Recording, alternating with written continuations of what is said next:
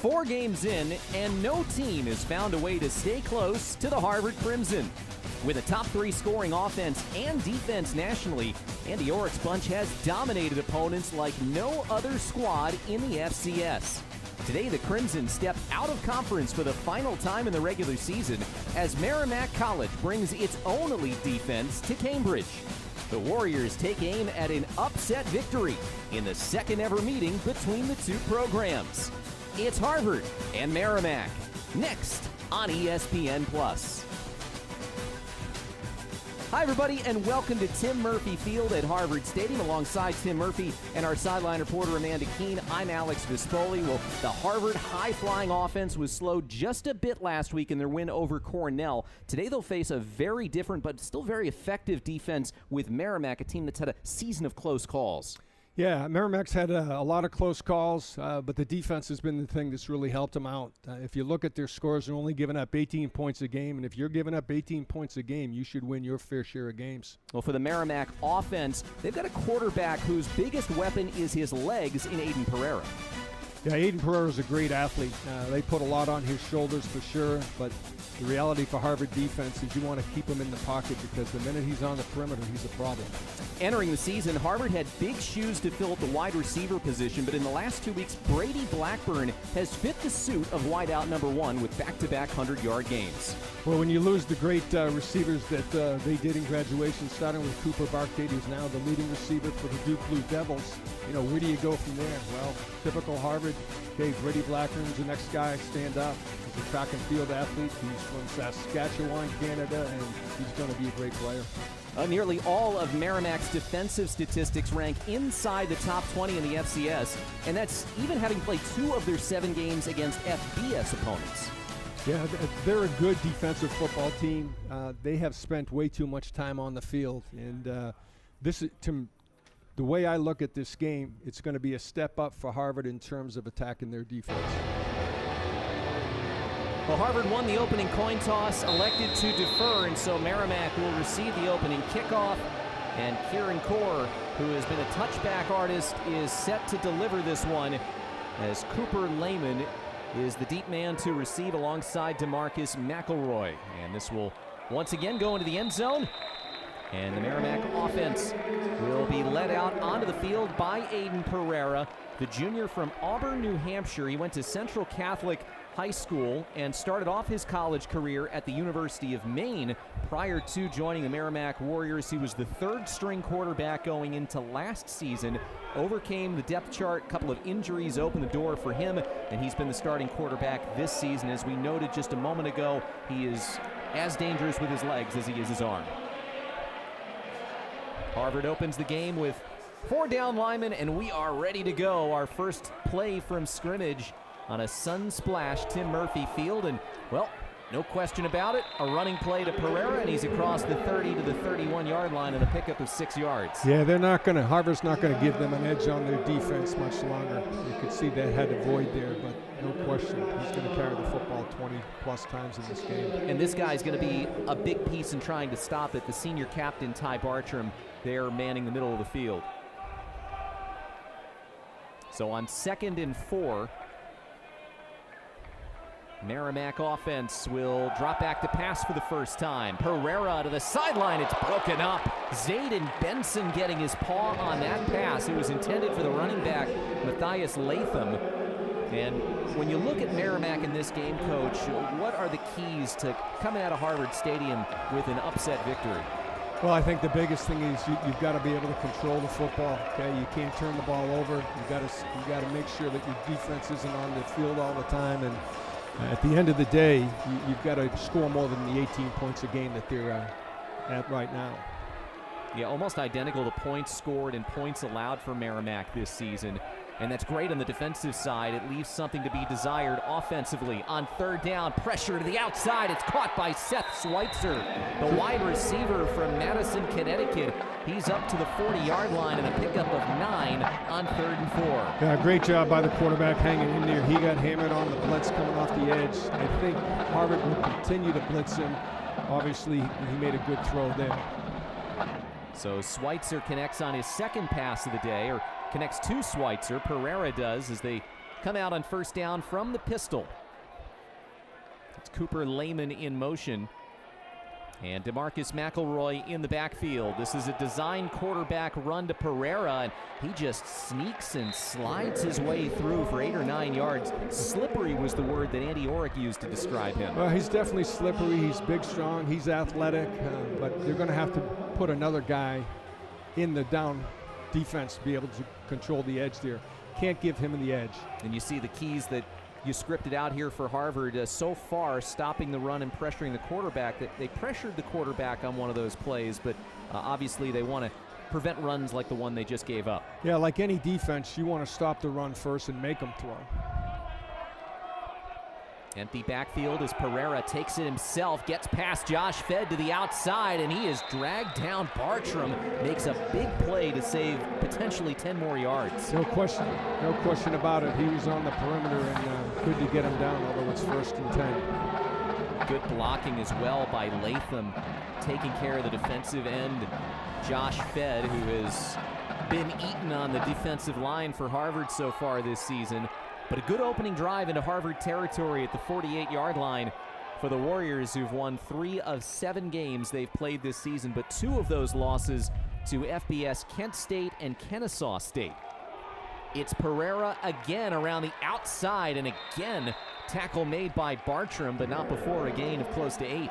Yeah, I guarantee you at some point that Coach Larky's going to get another guy in the box, or he's going to blitz off the edge, but we're making it a little bit too easy here for the quarterback run. Officially a pickup of 7 for Pereira, who so far so good on the ground for him. He's got 25 yards on 4 carries. He's got 200-yard rushing games, including a career-high 131 last week against the Maine Black Bears. On 2nd and 3 from the 41. Time to throw, steps up, and that pocket just disintegrates. He goes down. Dorsey Benefield in on the sack as the Harvard second level gets in to the offensive backfield. Yeah, obviously our secondary played good man-to-man coverage there. I think the reality is that they don't want to throw the ball as much as they're going to have to. Stop the run, make them throw the football. Now the tag team with Benefield and Sean Lyon, the other linebacker who was involved, those two took on really important roles, and they're going to take on even more important roles because Jack Kirkwood, the starting inside linebacker, not playing today with an injury, so that will test the linebacker depth today for Harvard. On 3rd and 6, Pereira backpedaling, throws one up for grabs, and it's dropped. Hayden Fisher had it in his hands close to the 25-yard line and could not hold on. So Merrimack, looks like they'll bring the punting unit out. Pretty impressive drive overall. If you take that catch out of it, they moved the ball really well. I know that Coach Larky eventually will make sure that the quarterback is not going to be able to beat them running the football. Mike Ryan, the junior punter from Haverhill, Mass. Now, he did run a fake punt last week against Maine.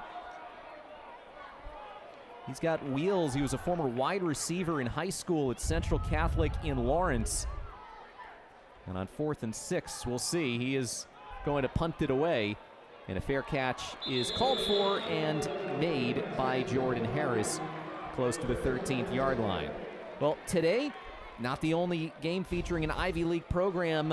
Take a look at what's going on around the league. We'll be checking in with these other games. You see Princeton is playing at Brown today. We'll be, of course, keeping eyes on that. And Stonehill, Yale. Princeton, the first opponent on the Ivy League schedule for Harvard in the second half of the season. Brown was the first Ivy League opponent for Harvard overall this season. 41-7 win over the Bears a few weeks ago here on a Saturday night at Harvard Stadium. So we'll check in with those games, give you updates. Everybody in action, a few non-conference games on the slate as Jaden Craig leads the Harvard offense onto the field for the first time. Craig to the outside. He's got Cam Henry who hauls it in. Henry makes his 8th catch of the season as Harvard starts this drive at the 12-yard line.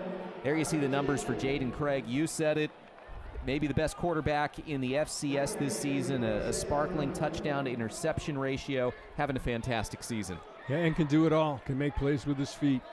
Saw him score a rushing touchdown last week in the win over Cornell.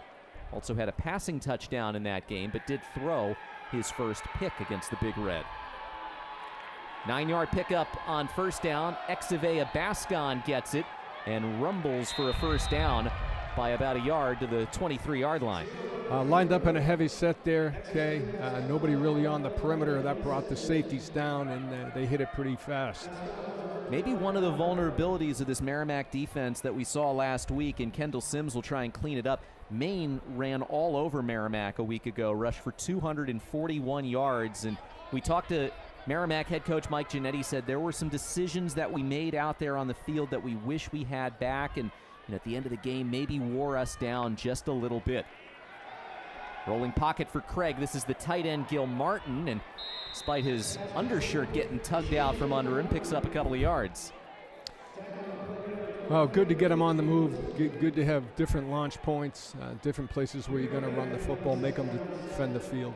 When you watch Merrimack's defense, what makes them so special in your eyes? I think what makes them special is they have really good corners and safeties, and they can play man-to-man against real players. You know, something that offensive coordinator for Harvard, Mickey Fine, said, listen, our guys are going to have to make plays one-on-one on the outside. On 2nd and 7, and this is pitched in. Here comes Henry. Watch out if he gets space, and he gets out of bounds. Just tripped up at the end by DJ Frazier. Otherwise, that would have gone to the house for Henry. Yeah, really good call by Coach Fine, giving them misdirection. And when they're playing man-to-man, hey, if you can get it on the perimeter, they're in trouble. It'll go down as a run for Henry. This is second rush of the season. Both have picked up first downs. Henry and Brady Blackburn maybe go back and forth for the fastest player on the Crimson. Option play, Jordan Harris around the edge and gets that ball punched, but it goes out of bounds. Kendall Sims forcing the fumble, but not before an 11-yard pickup. Well, good job running the option there because you had one guy trying to defend the quarterback and the pitch, so good decision and good execution. With those plays, you really got to be decisive, don't you, as the quarterback? Make that decision and make it soon. No question, and obviously Jaden Craig's very good at that. Got Jordan Harris in the backfield. 3 wide receivers to the right. Craig looking over the middle, flushed out. Now he's on the move, shows off his legs, and wisely goes into his slide. He marked down at the 36-yard line, a pickup of 7. Nothing more challenging for people playing man coverage than the quarterback because there's nobody on the quarterback. Well, it's just the great equalizer sometimes. I'm sure as a defensive coordinator, you've got to be saying, we did everything we needed to do, but so frustrating when you have a player who is as talented as both of these quarterbacks really are with their feet. Harris in motion, and the handoff goes to Isaiah Bullock, and he rumbles forward across the 30, and Harvard moving the ball piece by piece on this drive. Yeah, it's early, but the offensive line is starting to put it together and knock some people off the ball. And what a beautiful day here for not only this game, but you see in the background the crowds have swelled for the head of the Charles Regatta. It's a classic October weekend here on the Charles River. It's a great day to play football. 1st and 10 from the 30 on a drive that started back at the 12. It's Henry in motion to the bottom of your screen. And Craig from the gun. Has all day, and he finds Gil Martin again on a pickup of 16. Second catch of the day for the junior tight end from Hillsborough, California. We'll give the credit to the offensive line there. They gave him plenty of time. He was very comfortable in the pocket and made the right throw. Craig 3 for 3, 28 yards through the air. And Harvard is marching forward each and every play on this drive. I like how Mickey Fine is mixing up a lot of different formations, a tight one here. In motion, Caden Kaufman, the give to Bullock, and he's upended. Good play by DJ Frazier, the redshirt junior from Washington, D.C. He's a guy who caught the eye of Mickey Fine, who we just talked about, as he flies around, makes plays, and also one of those players that Mike Giannetti said he and Sims and Gary Rosemond, they're the straws that stir the drink on this starting 11. Giannetti, in addition to being the head coach, has been the brainchild behind this Merrimack defense. He was the defensive coordinator for more than a decade before getting the top job as Merrimack head coach.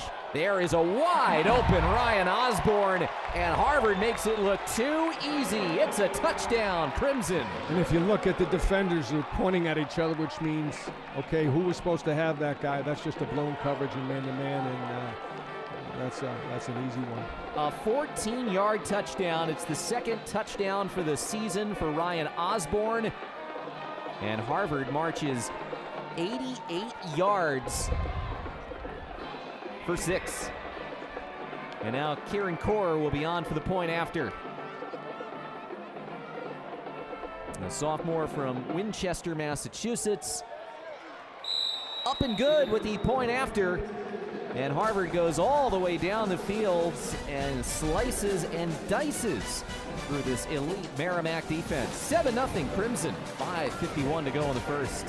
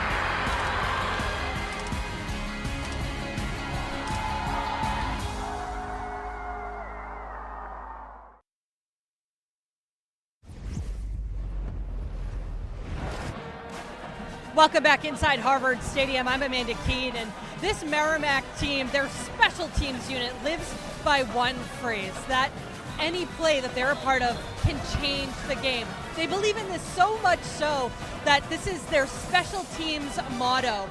Now, they love the thought that a kick or a punt can change the game so dramatically that special teams coordinator Nick Kessel had bracelets made up that say CTG, change the game on them, and he actually gives them out if certain athletes make a play that changes the game. Head coach Mike Giannetti is actually wearing one. He's been with this program for 20 years, but it's only his second year as the head coach, so he's trying to get all of these new guys, all of these new faces to buy in at every position group. That being tough and working for every play can really make a difference when that final whistle sounds, guys. You often hear coaches talk about special teams being the heart and soul of a team. Obviously, they don't get as many snaps as a player that is on offense or defense, as the kickoff will not get a chance for Cooper Lehman and the special teams to shine here, but it's a blood and guts type of assignment to be running up and down the field on coverage units and, you know, getting in there on punt block, right, Coach? No question about it. If you're on a kickoff and you're running a 40-yard dash to try to tackle somebody and then have to turn on a dime and go get to the sideline, it's challenging. How about when there's a penalty and you have to do it all over again and race back up and race back down? Got to make sure you're in good shape. That's what those conditioning runs are for at the start of the season. No question about it. 7-0 Harvard after the 10-play, 88-yard drive for the Harvard offense. And a little pitch comes to McElroy, evades a shoestring tackle, and goes down across the 32 to the 33-yard line. Tackle made by the safety Jack Donahoe, who had a pick 6 last week against Cornell, and a positive play on first down. The drive bogged down for Merrimack at the end, but they were moving the ball up until that miss on third down. Yeah, one thing you see about Harvard defenses and Coach Larkey defenses is eventually Harvard will stop the run. Scott Larkey, the defensive coordinator, longtime assistant to you, and now Coach Andy Orrick. Another little pitch play. This one comes to Latham, and he is going to be bowled down. Really physical play by the defensive back, Damian Henderson, to get his shoulder down, make that tackle short of the line to gain. Yeah, if you've got a defensive back making that tackle for a 1-yard gain, that's really good football. Henderson, a junior from Tampa, has a couple of interceptions this season, and it's 3rd and about 1.5 yards here for the Merrimack offense. 1 for 2 on third down on the initial drive. Okay, we got a tight set here. Shift out really an H-back in Ty Yoakum. And they give it to McElroy, and he's met by Sean Line. He will be short of the 35. Line, the junior from New Jersey, starting for the first time this season, makes a big tackle. The offense is slow to leave the field on third down. Well, if you're the underdog on the road, you have to give it some consideration here to go for it on 4th down, but that's not the case. And you understand why Mike Giannetti would not be in a real rush to give the ball back to the Harvard offense the way the last drive looked, but 4th and 1, they will at least bring the punter out onto the field. Impressive defense when you had 2nd down and 2 and stuffed them on the 3rd and 2nd. Sent away, and a fair catch made by Harris close to the 20-yard line. And Harvard's offense will get back out onto the field, leading 7-0, hoping for a great follow-up to their scoring drive to begin the day.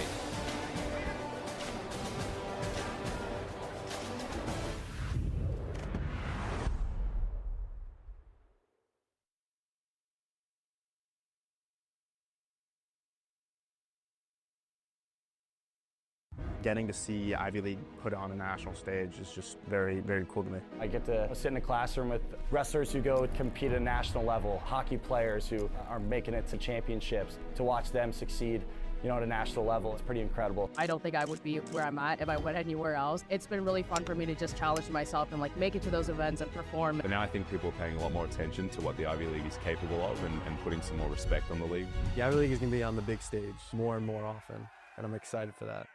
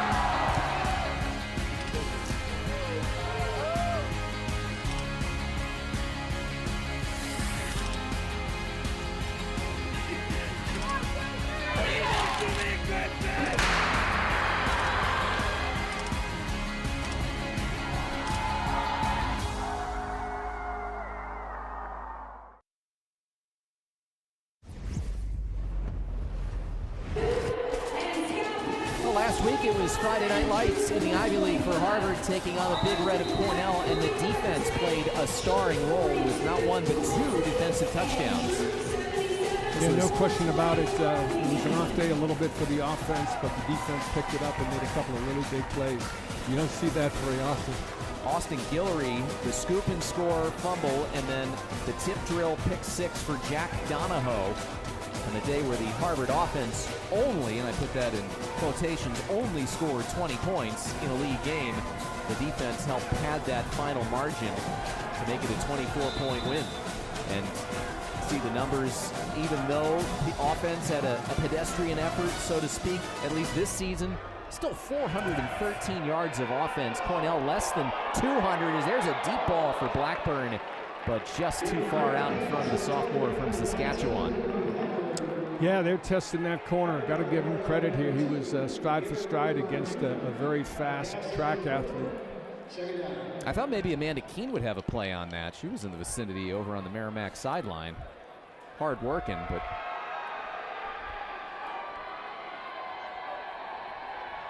so second down after the long incompletion. That was one thing that you noted as a key for Merrimack. Avoid giving up big plays, and at least they avoided one there. Let's see if they do here. They try it again. Blackburn makes the grab across the 40 and inside the 35-yard line. Well, I'll tell you what, you know you got a quarterback that really wants to compete when he can make that perfect drop-in-the-bucket throw. And Brady, as we talked about, is athlete, great speed, and is going to be the new Cooper Barkgate. 46 yards, and Amanda, you had a great view of that. I had a great view. I was also ready to go, but he wasn't going to miss a second time, Alex, that's for sure. Yeah, it comes back after the first incompletion of the day. He was 4 for 4 for 42 yards, and the touchdown on that first drive. Jordan Harris met at the line of scrimmage and pushed right back. Once again, the weak side linebacker, DJ Frazier, guy from Washington, had 10 tackles a week ago. Also is a huge factor on the special teams that Amanda was talking about. He's got 2 of the 4 blocked kicks this season that Merrimack special teams unit has. Very impressive.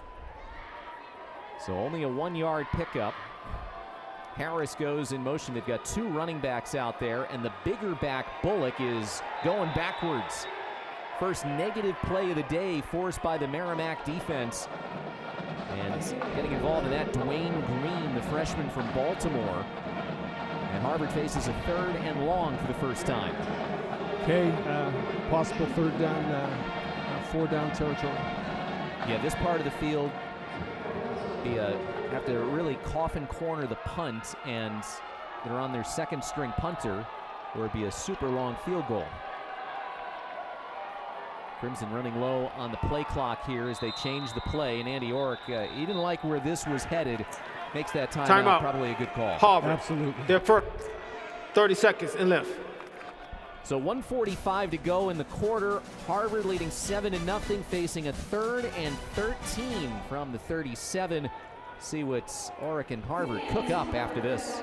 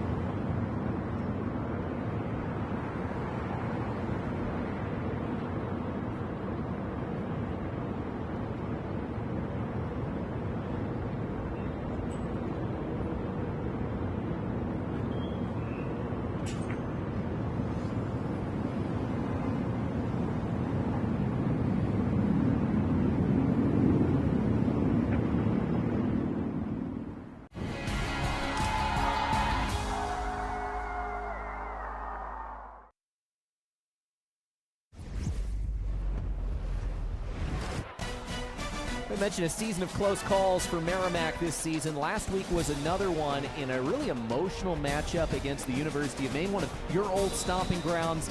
The Black Bears scored a fourth quarter touchdown to break a 13-13 tie, and it was a 2013 win for the guys from Orono. A couple of mistakes for Merrimack at the end of that game. They had 2 turnovers in the fourth quarter. They had a missed field goal and a blocked field goal over the course of the game, and well, that was a tough one to take for Merrimack, but the Warriors have kind of a budding rivalry with Maine. They'll be playing them pretty consistently over the next few years, and they're hoping to bounce back today. Well, I had a great experience at Maine as a 32-year-old head coach. I'm forever in their debt. And by the way, I better say that because my wife's an alum. It's 3rd and 13. Smart man, by the way, getting that in there. Harvard trying to convert, and they'll hand it off to DJ Gordon, the running back who is listed as a quarterback, and he'll get to the 32. It's only a pickup of 5. I'll tell you, it was a good pickup of 5, though, because they knocked him off the ball. Haven't seen too much of that thus far. They're good at stopping the run. This is obviously going to be a different one here. 4th and 8, no huddle, looking for Blackburn, incomplete. There is a flag down on the play. They called that knowing they were going for it on 4th down. Let's see what the flag is for. First time we'll hear from our referee, Alexander Randolph. And it looks like it's going to be against Harvard. Offside. Offense. Number 19. The penalties decline. First down, Merrimack. A little Merrimack. bit feast and famine for the downfield shots. They'll get their share, but like to see them maybe get some picks underneath and do a little bit to dink and dunk them. Blackburn lined up in front of the football, even with that head start. Couldn't catch up to the pass here from Craig, but it was well covered by Merrimack. I think that they are realizing what other teams are catching on. Brady Blackburn is a guy who deserves special attention, especially in key spots. No question about it, and this team's got a lot of team speed in terms of Merrimack. Good response from the Warrior defense. 3 men in the backfield with Pereira. He's got a convoy, but he runs right into the safety Donahoe. It's a pickup of 3 on a first down run. They are not afraid to send their quarterback right into the pile there. He's a tough guy. Yeah, their quarterback is their offense. There's no question about it. They're going to get him on the perimeter. They're going to get him in regular runs. They're going to get him on scrambles. But whenever you're that focused on your quarterback, boy, if he goes down, they're in trouble. Pereira, 6 carries, 25 yards. Longest run of 9 yards. And 40 seconds to go in the opening quarter. 2nd and 7 for Merrimack. Okay. Looking at pass, and it goes off the left hand of Seth Schweitzer. You could hear the footsteps, I think, of the oncoming safety. Probably should have caught that one. That'll stop the clock, and 3rd down here. Merrimack was 3 and out on their last drive, hoping to avoid a repeat here.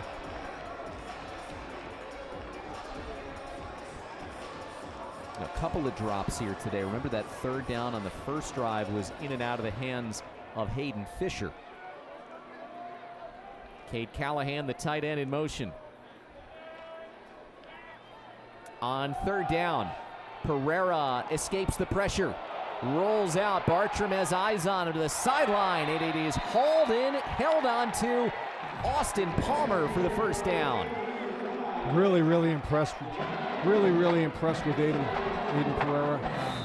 He's running the football. He's making all the throws. He's scrambling, and boy, he is a huge asset.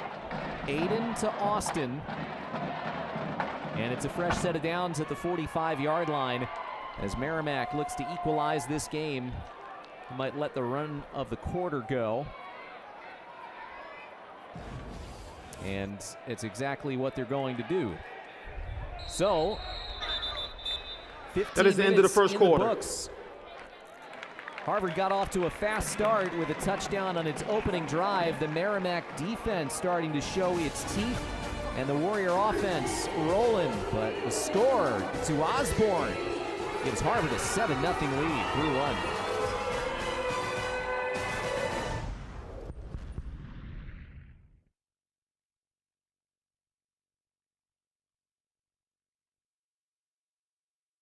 You all represent such a different aspect of student life. Don't worry about being messy. I love a little bit of messiness, right? Like, this should be fun. Hi, guys! 1, 2, 3.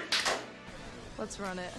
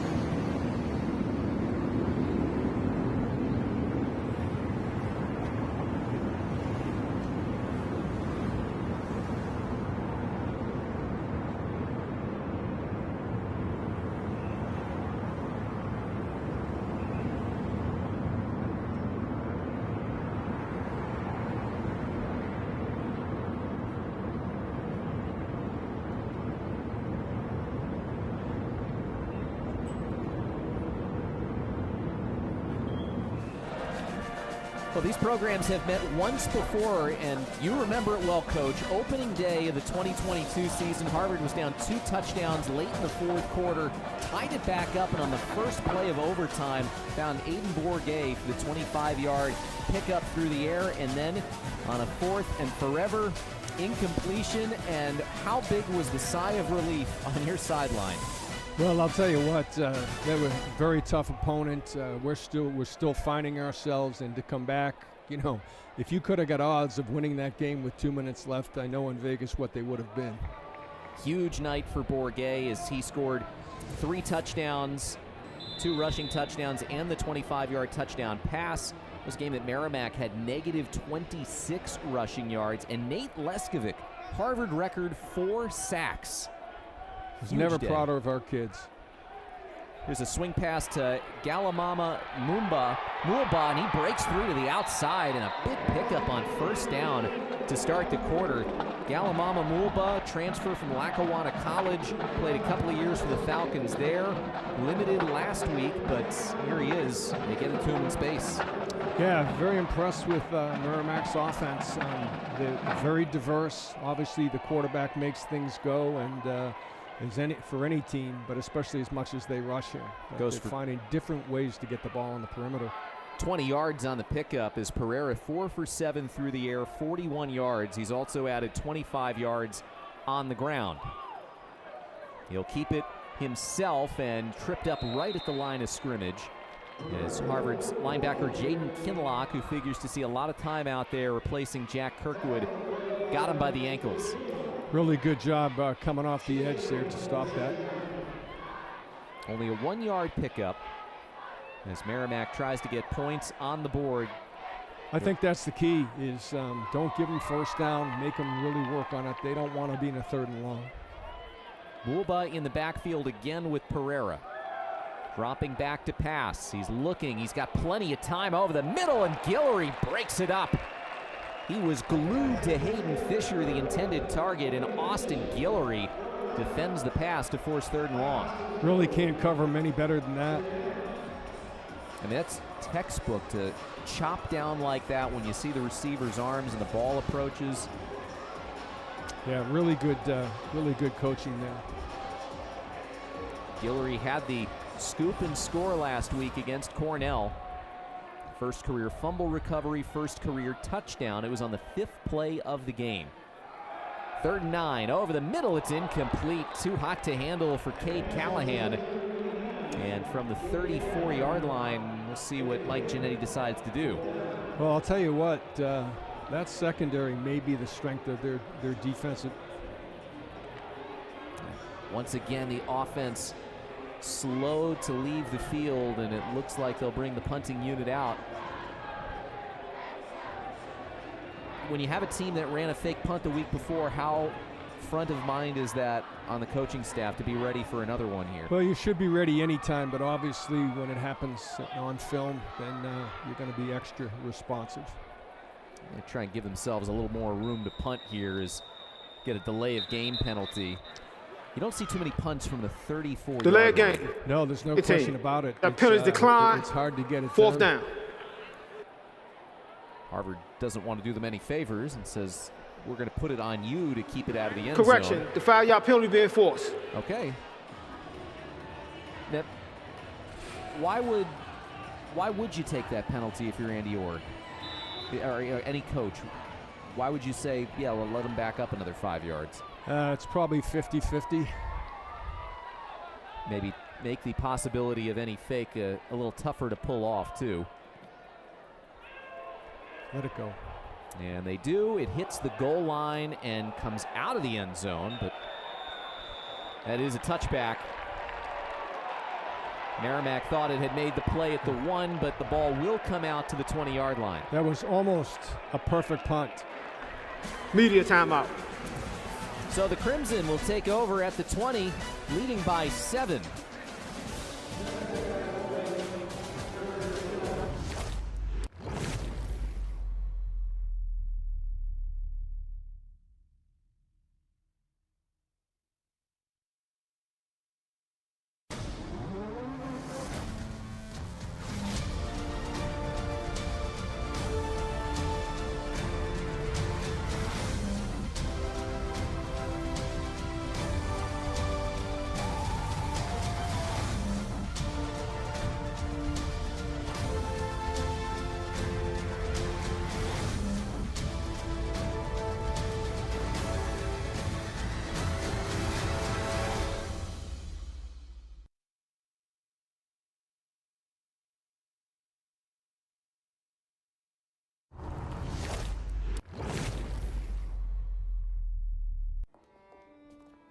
We see the promises you make.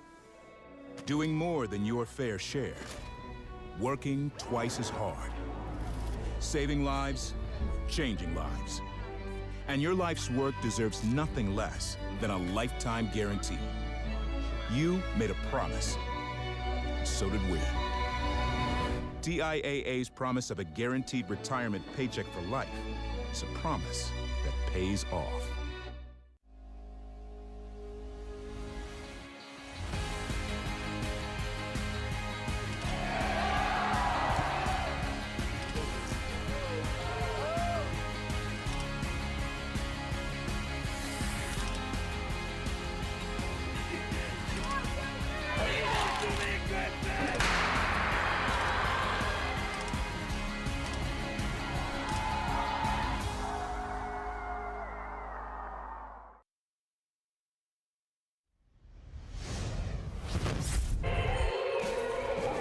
Welcome back inside Harvard Stadium, and even though Merrimack and Harvard played each other back in 2022 here in this stadium, it was not the last time that Merrimack College actually played here at Harvard Stadium. It was a super unique experience. Back in 2023, there was some really bad weather in the North Andover area, so they had to move their game. They didn't have power, trees were down, the streets were closed, so they packed up and they came all the way down here to Cambridge, and they played here as the home team against Lehigh in that 2023 season. Now, it was like 12 hours notice, I'm told. It was a quick turnaround, but they still wanted to get the game in. They did end up having a weather delay at one point, but finished off that game. Unfortunately, they did not win. Lehigh beat them by 1. So this Merrimack College team still looking for their first ever win inside Harvard Stadium, guys. See if it comes today, only trailing 7-0. That was, again, right before Mike Giannetti took over as the head coach, is the incompletion on Dylan, first did you down ever tell me I was intended for Seamus Gill-Martin. But very generous of Harvard to offer that opportunity for a home field when you guys obviously were out of town. Well, you try to help your neighbors anytime you can. 2nd and 10 from the 20. Craig looking to his right. He goes right back to Gill-Martin. He's got a nice connection with Gill-Martin. We saw it last season at times.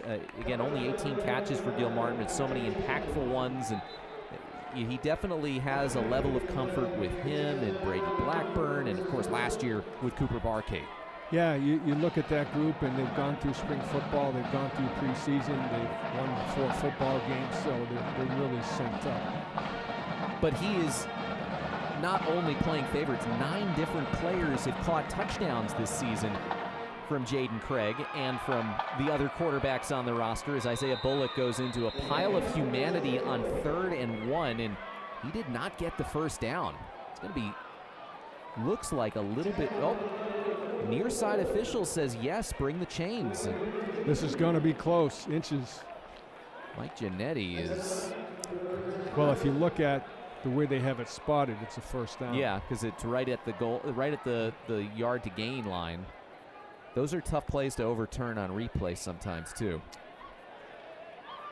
But our point about the diversity of options by the goal line, Jaden Craig, Mickey Fine said he's going through his progressions and finding the open guy, which is what he really likes to see in the maturation of his senior quarterback. On first down, he's going to one of his favorite targets, Blackburn, all the way inside the 30. Okay, I'll say it. That was an NFL throw. That is a long throw to make from where he was on the field. It's a 40-yard completion, but through the air, more than that seemingly. It was lasered as well. Didn't hang up there. This is the type of throw that when people scout him for the next level, they'll point to. Gill-Martin had to make a man miss. He can't as he gets swallowed up by the linebacker Jacob Wilson. Let's take another look at that long completion to Blackburn. From the far hash mark, on a dime to the speedster. No question about it. So impressive and big play after you get the benefit of the spot on the previous 3rd down run. Craig is 8 of 11 for 139 yards through the air and a touchdown. 2nd and 7. Eyes downfield. He's got Blackburn, but he was tied up with the defensive back, Nasir Maryland, and the flag pops out. He's going to be against Merrimack. Yeah, there's always a bit of clutch and grab, but the officials got him on that one. One thing's for sure, he's going to get separation if he's not grabbed. Pass interference. Defense. Number 3. The penalties enforced half the goal. Automatic first down. Well, Merrimack is going to play a lot of that man-to-man, one-on-one, and they're not afraid to be physical, just a little bit too physical here, and that will give Harvard the football. Let's see, close to the 14-yard line is where they'll spot it. Give the offensive line credit. They're giving Jaden time to throw, and that's huge. And that's no sure thing against a team that brings a lot of 15-yard penalty, pressure. first down. You got a bunch set here. So they'll give him the 13-yard line. And on first down, this is Exavea Bascon, and he was tripped up, but he still gets his way to the 11. Would definitely like to be able to run the football a little bit more successfully. I think as the game wears on, that'll happen. Haven't quite been able to get the running game going as much as they would like. You see Jabari Echols, the cornerback, blitzing in, made the tackle. Bascon coming off of his best game of the season last week, 23 carries for 94 rushing yards. Bulk, though, Harvard, one of the best rushing attacks in the country. It's Bascon again, and he'll be hogtied, dragged forward inside the 10 to the 8 on a pickup of 3, and it's third down. You look at the rushing attack. They're first in the Ivy League, averaging 185.5 yards per game, but even the Harvard coaches are like, we still really haven't found ourselves when it comes to the ground game, and they want to be that type of team that they can enforce their will, especially when they have to run it at the ends of games. Yeah, solid, but not spectacular. They can play action pass here. Instead it goes to Bullock, and he's dragged down by the feet, and again it's DJ Frazier into the backfield, swarming in to make the tackle right at the 9-yard line for a 1-yard loss. And it's going to be a fourth down field goal opportunity here for the Crimson. So Kieran Core, who this season is 3 of 5 on field goals, his long is 30. This one will come from about 27 yards. Dylan Fingers, the holder, and the kick is good. So Harvard gets that second score to build a 10-0 lead, but the Merrimack defense with a red zone stop, shutting down the Harvard run game.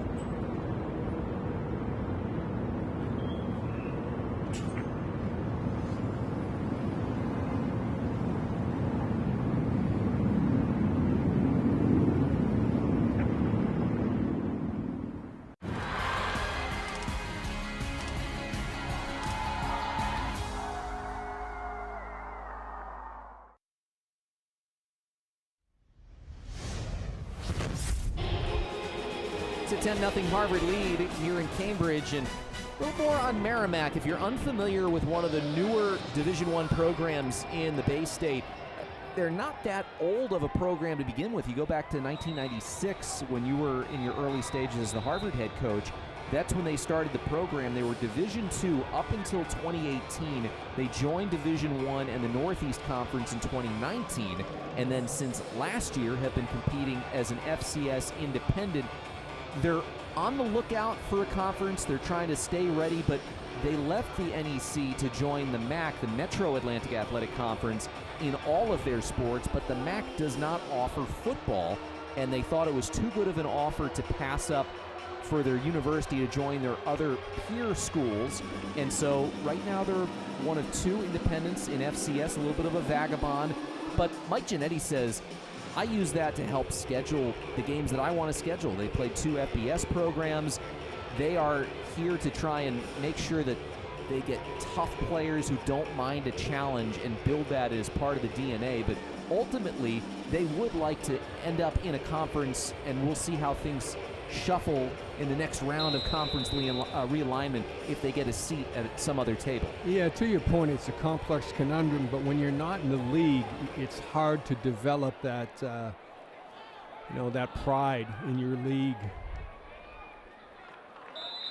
And so like we said, they've started to play a few other teams. They play some CAA schools. They play some Ivy schools, Dartmouth last year, Harvard this year, and they still do play a couple of NEC programs. They also play the only other independent team in Sacred Heart, and they have a quote-unquote conference championship on the line, the old Yankee Conference Championship, which I'm sure you remember from back in the day. That had not been played since 1996 when that conference went defunct, and now they play for the honorary title. Now, for the record, at our old Boston University days, I think we took three consecutive championships with Rick Taylor. So it must be nice for you to see that conference kind of rising from the ashes. As on the first play, it's a little pitch out to the outside, and that goes to the wide receiver Palmer. And a good drive starter after Harvard got the field goal to go ahead 10-0. This is one of those. Pereira deciding, am I going to keep it and cut up field? But I do have an option, and made the right call. We talked to Mike Giannetti about the prevalence of design quarterback runs versus option plays versus scrambles, and he said it's the full mix. This one, an option turn quarterback keeper, and getting out at the 35-yard line and a first down goes Aiden Pereira, who's been active.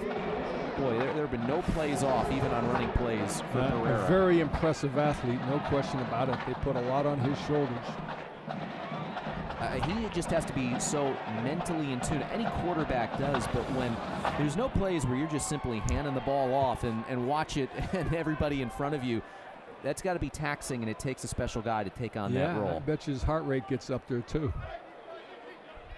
But a tremendous athlete. You could see all the formations that they utilize as well. They don't really make a lot of their plays look the same the way they start. They're a well-coached football team. Pereira flushed out, but he escapes the arm tackle from Nuosu, throws downfield and incomplete. It's no foul for intentional Give him grounding. credit for not Outside the taking a box. sack there. And as you heard Alexander Randolph say, no intentional grounding. But this, I thought for sure once he met the arms of Nuosu, he was going down. This is a great job of evading the sack. Yeah, he's a strong kid. He's a strong kid for a quarterback, and he's part running back, part quarterback, and really outstanding athlete. Nuosu has 1 sack this season. Sophomore from Houston, Texas. Part of that defensive line that gets shuffled through. It's Pereira again on the outside. Henderson slows him down, and he's driven backwards on the strong finish. Tackle was made by Caleb Phillips, the junior from Arlington, Texas, so not too far from Jerry World down there. Well, that's what you got to do. You got to put an edge on the defense. Make him run between your tackles. Do not let him get the ball around the corner. 3rd and 12 on 3rd down today. Merrimack is 2 of 5. Got to give the defensive coaches credit because 7 of their top defensive linemen graduated last year. Great job getting these guys prepared. Yeah, not just 2 or 3. Almost everybody is. That's caught. First down in reach for the wide receiver Schweitzer, and he's into Harvard territory. On a 3rd and 12 From their own 34, they end up at the Harvard 47-yard line. Well, looking at the statistics prior to the game, certainly I was impressed. With Pereira, but today he's really showing he can do it all. And Schweitzer, kind of that gritty chain mover as well. He's a tremendous leader on the program. Like Giannetti said, no one has higher expectations and standards than he does. Here's the pitch to the outside. It's the running back Latham who takes it for another first down, and all of a sudden Merrimack is marching down to the Harvard 35. Oh, you're seeing a lot of option plays here that obviously need to be able to defend that. You're probably going to have to get an extra guy in the box. Merrimack's rushing attack has garnered 54 yards. They're only averaging 4.2 a carry, but that number has been going up. It's another run. Pereira sidesteps one man, and he lunges his way forward inside the 30. Going along for the ride with Zayden Benson, the safety stepping up. Another positive run, this time 6 yards on first down for Pereira. Yeah, I'm not his agent, but so far, boy, very, very impressive. Harvard will He's going to need some Gatorade at halftime. Yeah, I'd say so. Maybe an IV with Gatorade. Warm day, beautiful day. Temperature in the upper 50s this afternoon. Merrimack hoping that this turns into a beautiful drive. Back in Harvard territory. They had one stall out in the first quarter on Harvard's side of the field. Second down, it's Pereira again. Okay, great job putting an edge on the defense and then getting it from behind. Let's check in with Amanda on this beautiful day. Well, that's what you were saying, a beautiful day, but honestly, it is warm in the sun, warmer than you would think.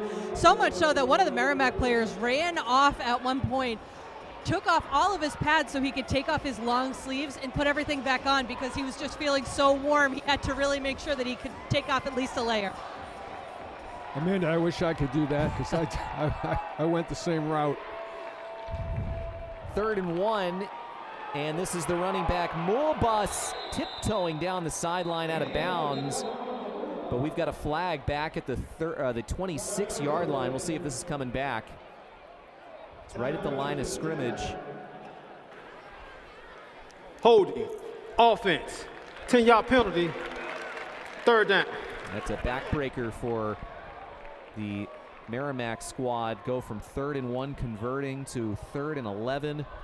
Let's take a look and see where this penalty came from. It's been an offensive line that's had a lot of injuries this season. And that might have been it there on 74, the left guard, Will Jones. They didn't call a number. But all of a sudden, 3rd and 11 at the 36. Might be 4 down territory anyway, though, for Merrimack. Pass to the right side. It's hauled in by Fisher, but his knee was down as he caught it, so can't fight for more. Gets to the 30, a 6-yard pickup. 4th and 5 upcoming. Definitely 4 down territory. Yeah, from right here, you're talking about a 48-yard field goal. The long this season for Carlton Ty is 47. But opportunity to potentially get a touchdown, take a little more time off the clock as well. This is a low-scoring first half from Harvard's offensive standards, just 10 points, and we've got 3.5 to go before halftime. Mike Giannetti burning that clock all the way to the end before taking the timeout. 30 seconds and left. So we will take the timeout as well. A big 4th down coming up for the Merrimack offense. Trying to get on the scoreboard for the first time today on this sun-splashed Saturday afternoon.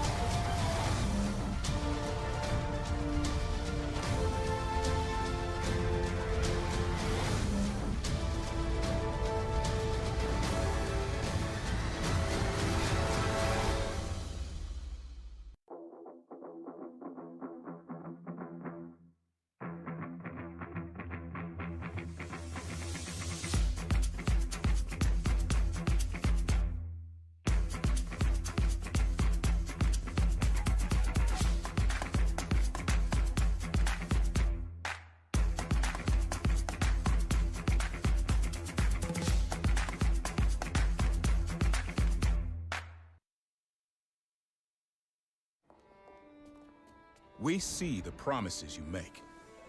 Doing more than your fair share. Working twice as hard. Saving lives, changing lives. And your life's work deserves nothing less than a lifetime guarantee. You made a promise. So did we. TIAA's promise of a guaranteed retirement paycheck for life is a promise that pays off.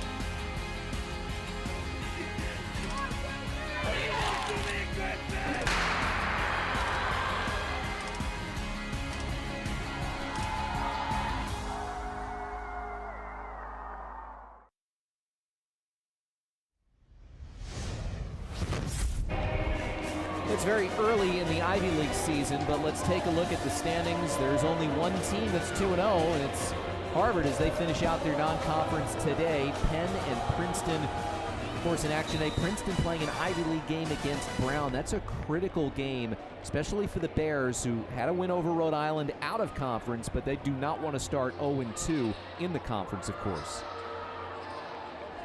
And we'll see Harvard get back into Ivy League play exclusively starting next week down in the Garden State, taking on Princeton. But for now, it's 4th and 5 after the timeout. Big play here for both sides. Pereira dropping back over the middle. It's caught for a first down. It's Hayden Fisher. He's gone to him a couple of times here the last two plays. And the graduate student from Washington, D.C. gives a new set of downs to the Warriors. I'll tell you what, well covered, great throw, strong catch. Hayden Fisher, he played against your team back in 2022. He got hurt shortly thereafter and then tore his ACL the next season. It has been a long road back for him to get to this point. Surprising to see somebody 4 years later still playing at the same school these days in college football, but Fisher seemingly worth the wait. The handoff, Mulba. He breaks through a tackle. He's up the middle and into the end zone. Touchdown, Galamama Mulba.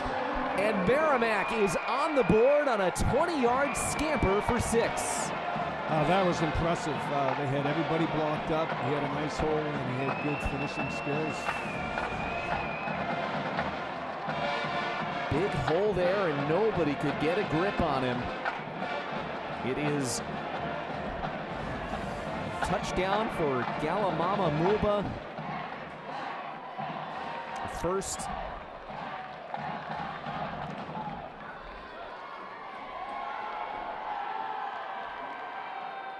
And the point after try is good to make it 10-7. Put gas in their tank. That is so big. You've been playing absolutely tooth and nail fighting this Harvard team that is a heavy favorite today, and to go into the halftime with a score, which is no easy feat in first halves against Harvard. You know, we talked to the Harvard coaches, and Eddie Orrick told us this is going to be the best team that we've faced to this point in the season. Certainly the best defense that we've faced, and that is proving prophetic as you take a look at head coach Mike Giannetti out there on the field. For them, for Merrimack, facing Harvard is no big daunting task. They faced 2 FBS teams, nearly knocked off Kent State. It took a 100-yard kickoff return for a touchdown in that game by Kent State to win that game against Merrimack. They're going to look at Harvard, even though they've been really, really good, and say, we faced really good teams. We know we can go toe-to-toe with a group like this. Well, for me, it's deja vu all over again. And that was a game 3 years ago that Merrimack never was on the back foot in that game. You know, it was a 2-touchdown lead for most of that fourth quarter. And here we go. The Warriors, now they want to keep Harvard at 10 going into halftime.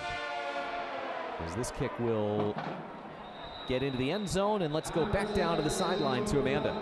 I got to tell you guys, I just walked through this Merrimack College sideline, and the energy is palpable. This team is so hyped up right now, and they are saying we're not going to let them get a 2-minute drill, guys. So that's the test right now, and earlier in the season, Andy Orrick had to kind of put fake challenges on for his team. They were blowing out Holy Cross, and he gave a challenge to his team. Hey, let's treat this like it's a true 2-minute drill, and they turned that game from a 24-3 game to a 45-3 game. Well, now there is a little bit more adversity. We'll see how the Harvard offense responds.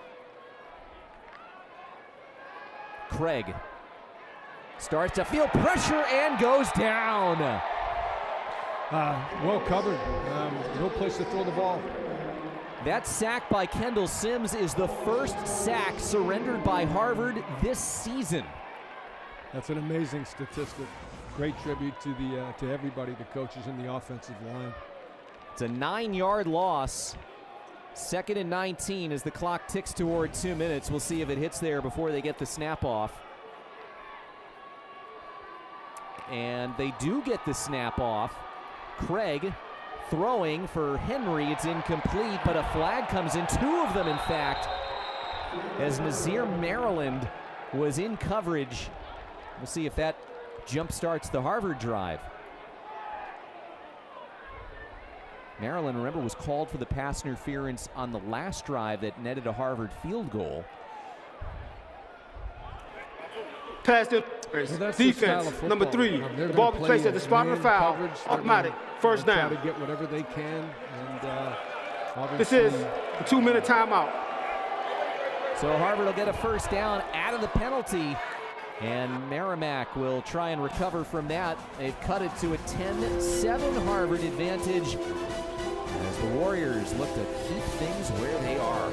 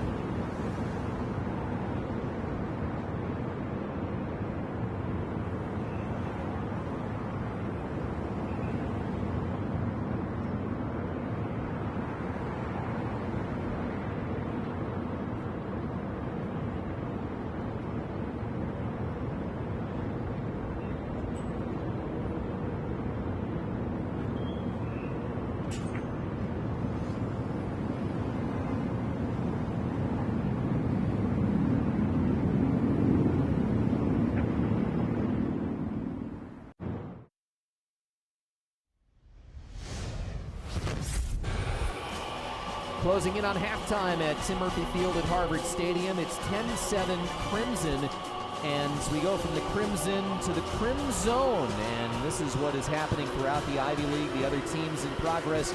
Princeton is 17-14 lead over Brown, and then you see Yale is having its way currently with Stonehill. We'll get you updates in the second half as to where those other games stand, but we talked about a critical game between Princeton and Brown. Princeton will have these Harvard Crimson coming to Princeton Stadium next weekend in the Andy Orrick Bowl. So after the pass interference, you can see the Harvard game right there, front and center at the top. And Jaden Craig will be back to pass after the penalty, and incomplete to Seamus Gilmartin. He took a bump. Well, they're playing a little bit of zone coverage there. They've been playing more most of the game, and he made the right read, made the right throw, and once in a while. That was R.J. Chapman, normally the single high safety that they keep back there. And offensive coordinator for Harvard, Mickey Fine, says he covers a ton of ground and brings the wood. He is not afraid to hit you from his safety spot. Okay, back to man-to-man. Well, they just go cover 3 on the blitz. Oh, Craig gets pummeled and throws it up for grabs, incomplete. But as you see, a flag comes in at the end. He had Brady Blackburn and Henry on that part of the field. Let's wait on the call. Definitely getting a little bit more aggressive in terms of attacking the quarterback, blitzing off the edge, but they're playing a lot more coverages than they have played thus far this season. You're seeing zone, you're seeing man, you're seeing zone blitz. Pass interference, defense, number 1. The ball be placed at the spot of the foul, first down. They get Jabari Echols for the penalty on pass interference. Spot foul. Let's take a look at what happened here. Once again, Craig gets hit, affects the throw, and the pass interference was Echols on Blackburn. That just can only briefly see it from that angle, but it's twice. Craig had only been hit a couple of times over the first few games, but twice on this drive. And again, all the way in, back to man coverage right here. He's going deep down the left sideline. Incomplete for Dean Boyd. And looking, there is a flag on the opposite side of the field, and once again, it's going to be on Merrimack. Holding, defense, number 3, 10-yard penalty, automatic, first down. Boy, Nasir Maryland is having a tough game. That's the 3rd time he's been called for a penalty. Wow.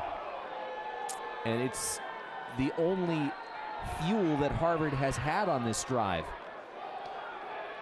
Yeah, this is interesting. Whatever it takes, but they're obviously being a little bit too aggressive. Merrimack as a team, when it comes to penalties per game, right near the top in terms of most penalties in the country and penalty yardage. Craig flushed out down the sideline. Oh, broken up by Echols. He was trying to find Blackburn on the run, but that pressure is starting to consistently break through the Harvard offensive line. Yeah, and the problem, the challenge is that for injured defensive player, really hard-nosed, in your uniform type of defense. Now, obviously, it's hurt them at times, feast or famine with penalties, but they're not going to change their DNA. Amanda Keene had eyes on the sideline. Echols, injured player, they call the timeout on the field for an injured Merrimack player, and it was just an awkward fall there from Echols, who got banged up at the end of the main game last week, and believe he'll have to come off the field for a play here. So that's a big loss for Merrimack. He's their top cornerback and one of the best cornerbacks that Harvard will face this season. Well, he'll be tested very quickly. Yeah, when he does get back out there. Right now, Bertrand Placide is out there at that left cornerback spot. Going that direction, deep pass down the sideline, and it's caught! Henry got it inside the 10. Yeah, that's what you're going to see. You're going to see with so much man coverage, you're going to have some times where you don't win, and this time, that's a big win there. Perfectly thrown back shoulder fade. It went for 42 yards, and Harvard will use some tempo. Quickly, Craig rolling pocket throws right side. Gilmartin cannot escape. The tackle made by R.J. Chapman, the safety. Well, when the Harvard offense had really slowed down, only advancing because of penalties, they get the big play here on the right arm of Jaden Craig. How about this catch? What an adjustment for a guy who didn't play the last 2 years. No question. Well, stating the obvious, they want to come away with 7 here. Gilmartin in motion. Clock running under 50 seconds. Craig looks, Gilmartin, and it's off his hand. Pass just a little bit off the mark, and it's 3rd and goal from the 5.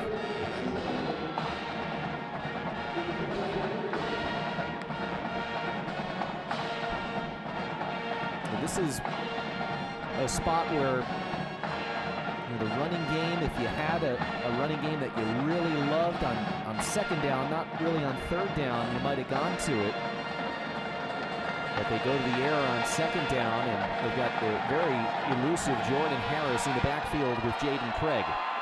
Can't forget about the quarterback's legs in this spot. Craig goes to Harris, and it's off his fingertips. Well, they had a good call dialed up, wide open in the flat, and just couldn't quite pull it off. And well, he was wide open. It's a walk-in touchdown if those two are on the same page, and Andy Orrick is thinking, I need to get points on the board here. Don't want to give Merrimack too much momentum with a potential 4th down stop on the heels of their touchdown. I like the decision. And we'll get a timeout taken by Merrimack. Timeout. Merrimack, their 2nd. 30 seconds and left. There'll be about a 23-yard field goal for Core, who hit earlier in the game. You know, if it's 10-7 or 13-7, assuming Merrimack doesn't have the opportunity to score in their next drive, you got to love it if you're in blue and gold and white on that sideline the way this first half has gone. No question.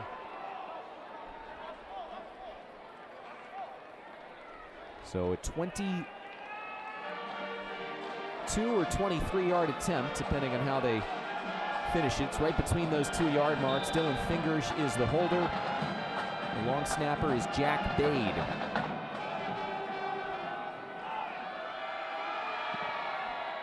And the kick is good. 13-7 in the Merrimack defense.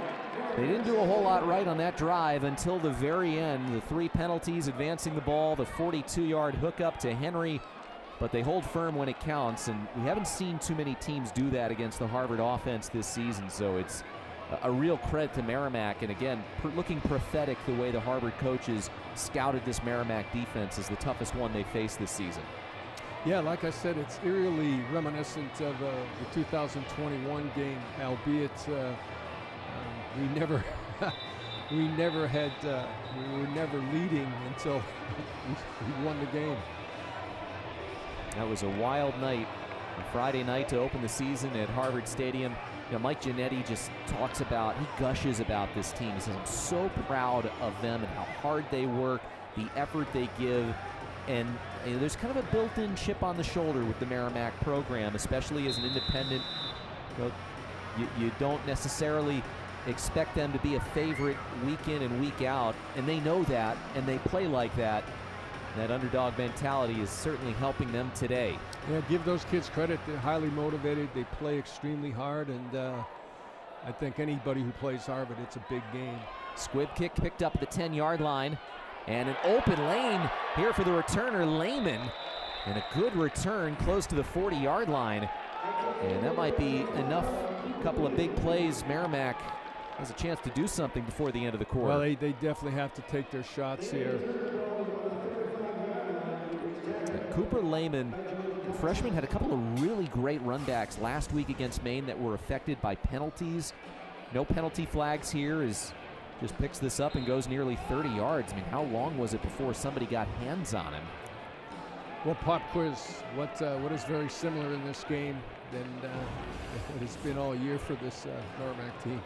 It's a close game, and they're right there in it. They've been competitive in just about every game they've played. Is interesting that they go to a run here on first down and then call timeout. Timeout. Yeah, I think they're trying to Merrimack. get out of Dodge now. They're third They've and got final. Some momentum. 30 based seconds in upon left. The touchdown they scored, and get them in the locker room and talk about what they want to do in the second half. Yeah, the interesting part is that they called timeout after Game that. clock operator. Please reset the game So clock it'll to be 26 second and 8 seconds. from the 26 seconds, 38-yard please. line. Thank you. 22 seconds. We haven't really seen a dangerous passing game consistently for Merrimack today. They've had their moments, but hasn't been a lot that's opened up downfield for the Warriors in this one. Pereira, 7 of 13, 76 yards through the air. And he's picked up another 38 yards on the ground. He's the leading rusher for Merrimack, which is no surprise. Yeah, if you look at it, basically Harvard has played really good defense, which is what we expect from the Harvard defense. Coach Larkin's done a great job for a long time, and you know, anytime you give up one touchdown, 7 points and a half, you know, statistically speaking, you're doing a great job. 4 wide receivers now for Merrimack on second down. And that's the guy who returned the kick a moment ago, Cooper Lehman in motion. And Pereira, big hole opens up, stumbles forward and gets the first down. They'll stop the clock temporarily with 19 seconds to go. Obviously got to take a couple shots here to even get in field goal range. Merrimack out of timeouts. And they fake the spike. So Pereira eyes downfield, trying to pull a Dan Marino, and he completes the pass to the wide receiver Palmer on the sideline, and Merrimack is in Harvard territory with 9 seconds to go. Well, I'll tell you this, I was impressed with him coming in, but he's played lights out. Harvard shuffling off some late substitutions as Merrimack does the same. Still plenty of time on the play clock for the Warriors. 9 seconds to try and get themselves either a deep play or into field goal range. Harvard has 3 deep safeties out there. I think field goal range is going to be the plan. Pereira shuffles to his right, throws for the sideline out of bounds with 4 seconds left, and now you either have to draw something up that's incredibly quick to pick up maybe an extra 5-6 yards to make it a possible field goal attempt, or just go for the end zone. Yeah, that was an interesting call. It took a little too long, didn't it seem? Agreed. For an incomplete pass. Took 5 seconds off the clock. They've got 3 wide receivers coming to the near side left, and 1 at the top. That's Schweitzer, who at times has been a favorite target. Looks like it'll be the final play of the half, barring a defensive penalty. Pereira throws one up for grabs in the end zone, and it's intercepted by Zayden Benson, and watch him go. He's off to the races. Benson will get tripped up at the 45. Gave it a good run, about 53 yards from the end zone to get where he did, and that'll take us to halftime.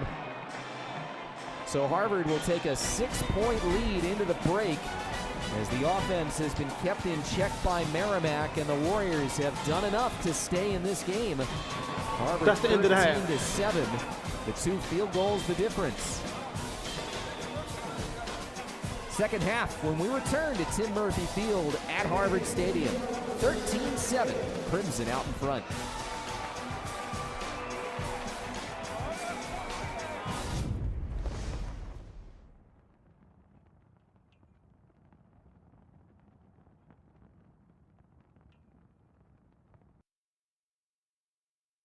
I want people to know that I care about doing the right thing.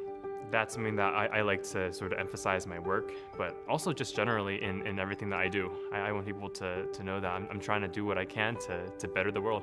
My name is Raymond, and I study neuroscience in the mind, brain, and behavior track at Harvard College. I'm hoping to pursue pediatric psychiatry. I've always been interested in how earlier developmental stages and also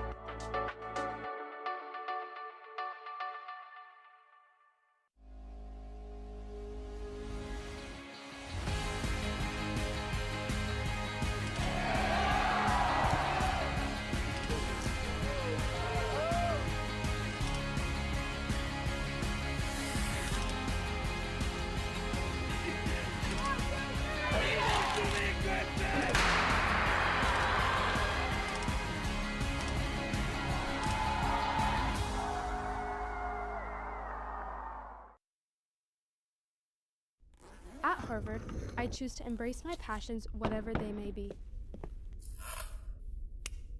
At Harvard, I don't have to choose between fencing and music. I don't have to choose between academics and athletics.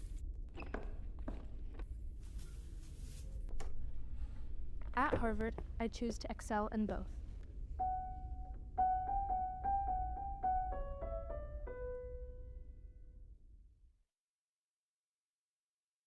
If we think about just basic marketing, what pulls people in? A great story. Yeah. The story of Uncle Nearest, the formerly enslaved man who taught Jack Daniels how to make whiskey. Amazing. That's the story that wraps around this brand. Can what Fawn did before be replicated in a completely different industry, or was this just pure luck that she was able to stumble into the spirits industry and create basically what we know now as a unicorn?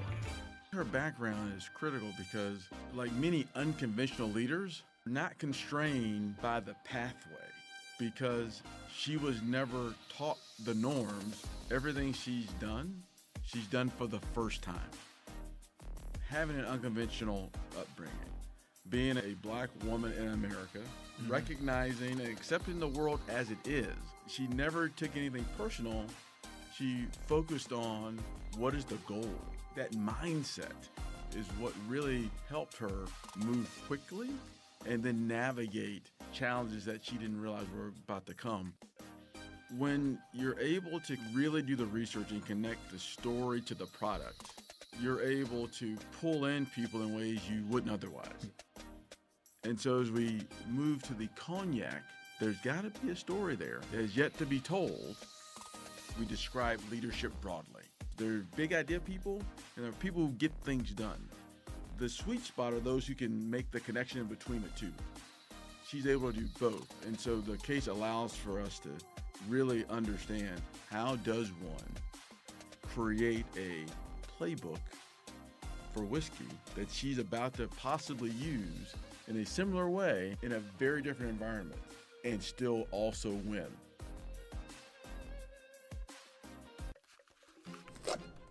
At Harvard, I choose to embrace my passions, whatever they may be. At Harvard, I don't have to choose between squash and art. I don't have to choose between academics and athletics. At Harvard, I choose to excel in both.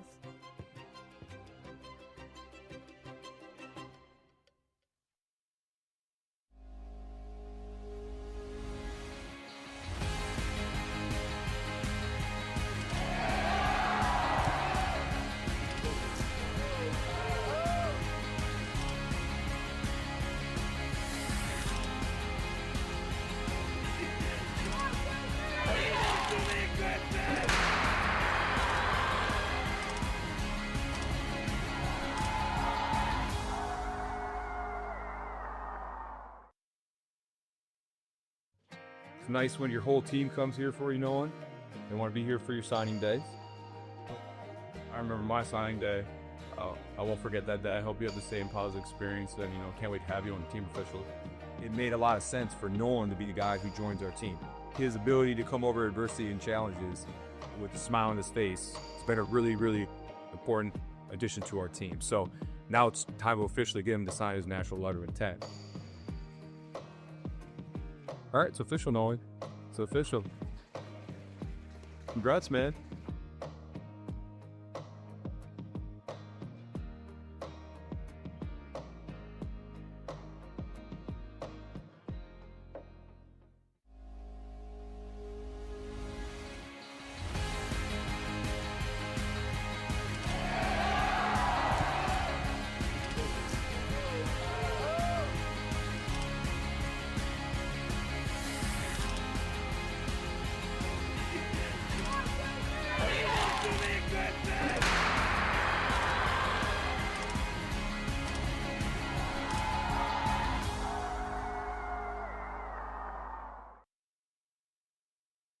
My name is Jenna Shulman, and I'll be playing Waltz by Chopin. In my early years of fencing, I had a lot of struggles mentally, and I had to actually build up that mental state. So I think when I started playing the piano and took it more seriously, I think I did see a lot of difference in my fencing on the strip. Well, I started fencing when I was like 11 years old, and I got into that because my dad, he worked with an Olympian's father. So after hearing a lot about the sport, my dad was very intrigued in it, and to our surprise, I used to do judo, and right next to that was a fencing club. I went one day, took a free trial, and it was a great experience. When you learn a new skill in fencing, it does take a while to really implement it, especially if you don't practice it. So if you don't practice a song and playing the piano, you're never gonna get it. Just like that, if you don't practice, you'll never be able to perfect the skill. I competed in local competitions in New Jersey and international competitions as well among several amazing pianists, and if you place gold or silver in those competitions, you got the opportunity to perform on the big stage at Carnegie Hall. And in my 9 years, I performed 7 times there. I actually started piano because fencing, it was very stressful at times, so with my intense training schedule and then competition schedule, so I kind of picked up piano as a way to de-stress, find self-creativity in it because there's different songs that you can play, and also I was kind of escape reality almost. So I think the fact that I was able to pick something up that is calming and I can just do it in my free time, I think that was very important. And I think the main part that I really enjoyed was the fact that after a very stressful day, I know that I can just go home, play a song, and have a lot of comfort and almost escape reality.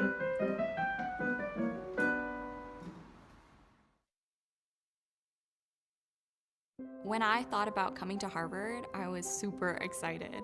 The possibility alone would make my heart start to beat and get this feeling of wow, I'd be in the East Coast, and can I afford that? My name is Merlin. I'm concentrating in human developmental and regenerative biology with a secondary in global health and health policy. I love that I get to study something that I grew up really wanting to explore, especially now being pre-med. The reason I want to go to medical school is mostly because I want to help populations like the ones I came up in. In Casa Grande, I'm one of the only people who've been able to attend Harvard, and so getting to show my peers and younger students within the community that I care so much about what it's like to attend this university, what it's like to pursue higher education in general, has been something unique for me. Tuition and all the grants that I've been able to receive have been super helpful. Having that support has been such a relief.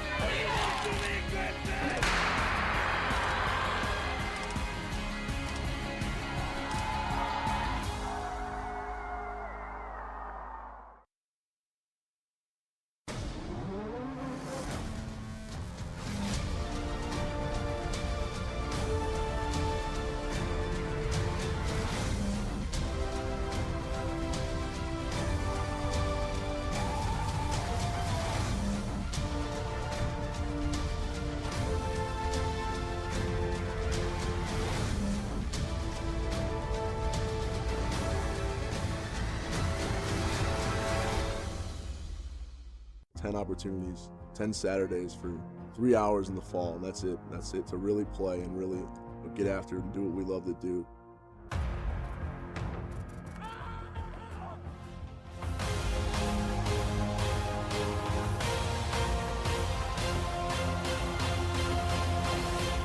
Harvard became a potent football force again.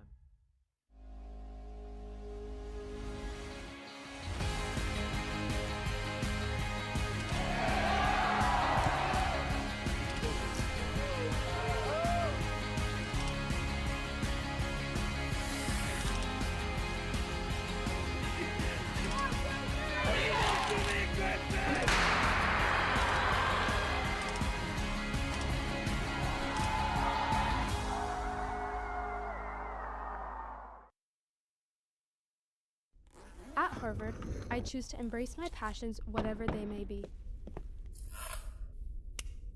At Harvard, I don't have to choose between fencing and music. I don't have to choose between academics and athletics. At Harvard, I choose to excel in both.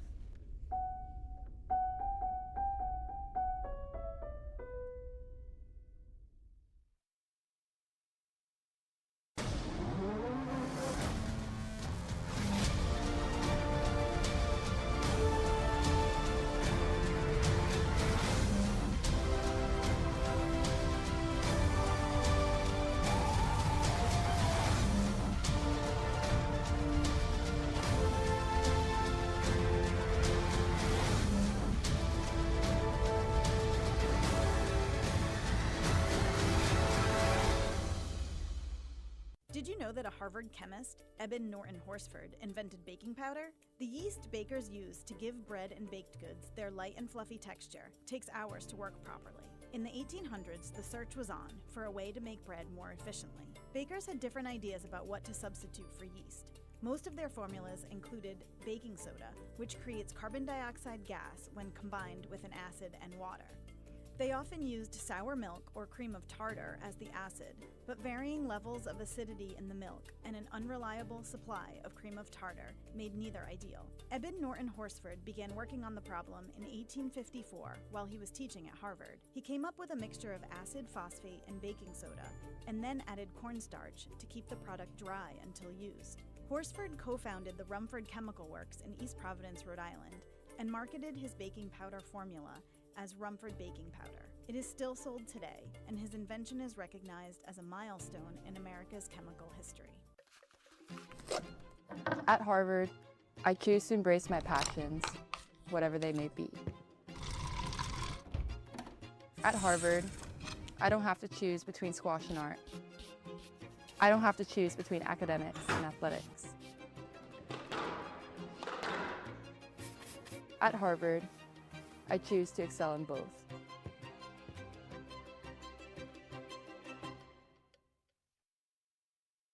Getting to see Ivy League put on a national stage is just very, very cool to me. I get to sit in a classroom with wrestlers who go compete at a national level, hockey players who are making it to championships, to watch them succeed, at a national level. It's pretty incredible. I don't think I would be where I'm at if I went anywhere else. It's been really fun for me to just challenge myself and make it to those events and perform. But now I think people are paying a lot more attention to what the Ivy League is capable of and putting some more respect on the league. The Ivy League is going to be on the big stage more and more often, and I'm excited for that.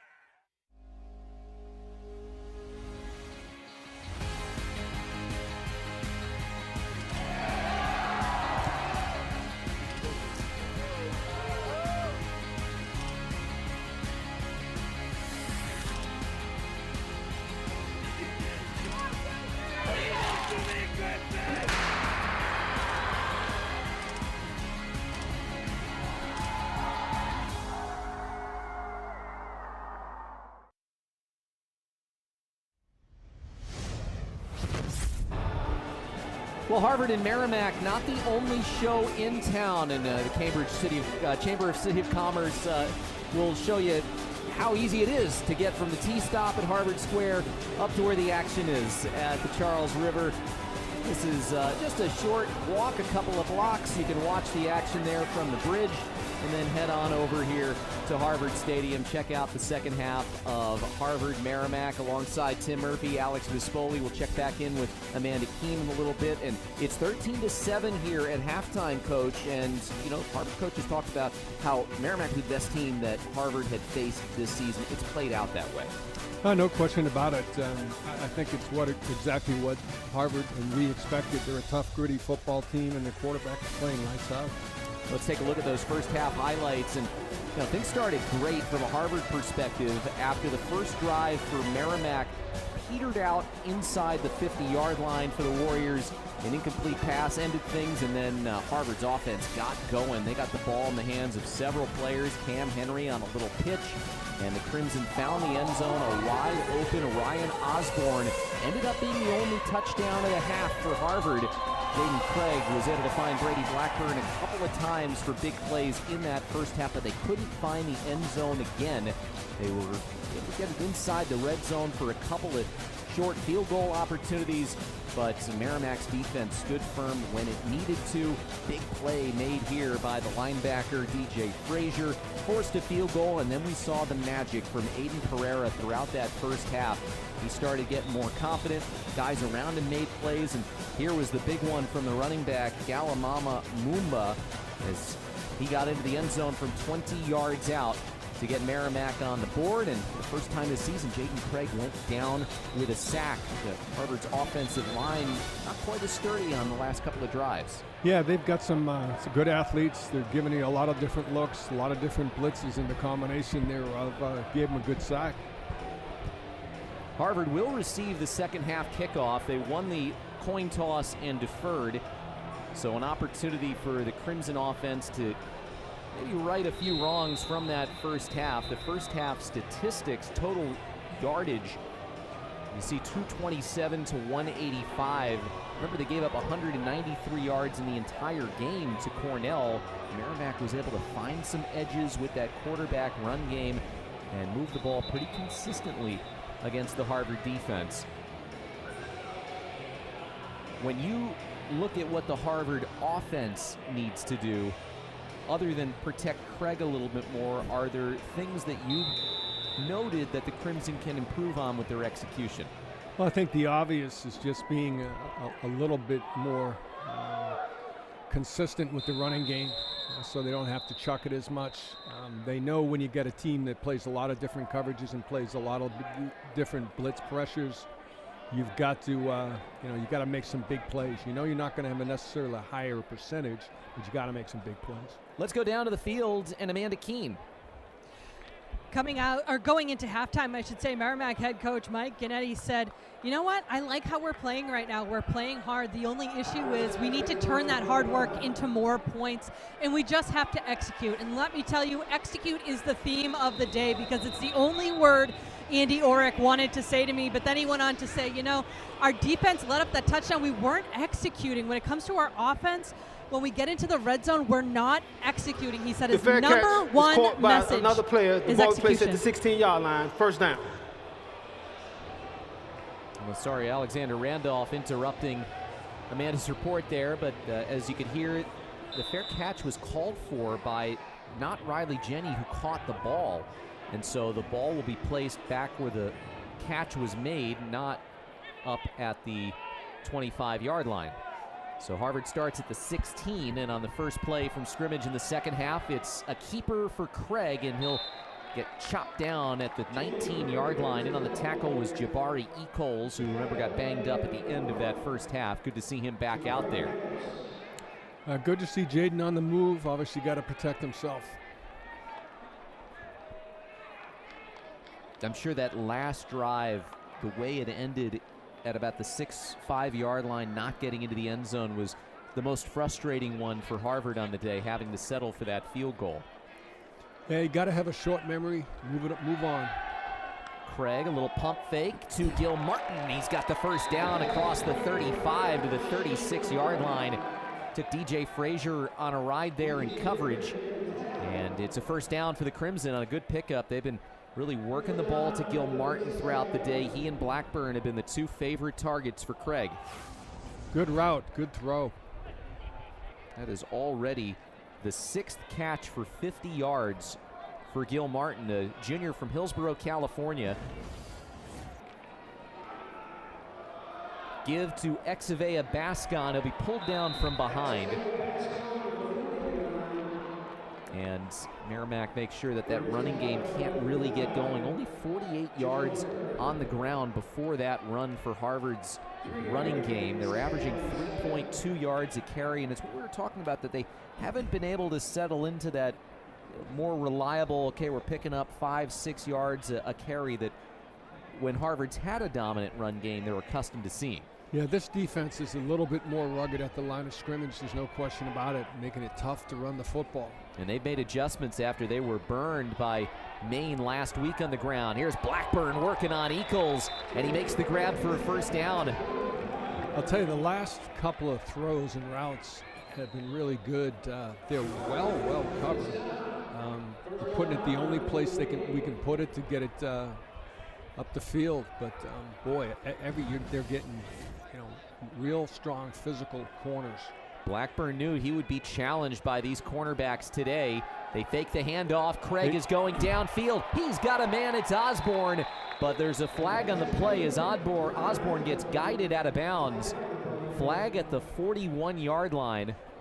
And it's going against Merrimack. Well, they got him with the switch routes.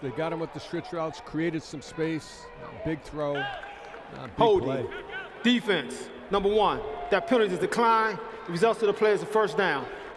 Eccles shrugging his shoulders. He's the guilty party, and the Correction, play will the foul stand. on defense number 2. Okay, well, that's why Eccles was so upset. It's on Gary Rosemond, not on him. Here you get another look, and the bullet to Osborne, who 2 catches today. He's been wide open both times. Real nice compliment in that tight end game. Here's Harris trying to find the edge. Breaks 1 tackle, and he's inside the 25. I like that they're mixing up the offense. They're trying to be as unpredictable as possible, and they just got to still get a little bit more out of the running game to be as confident as they need to be.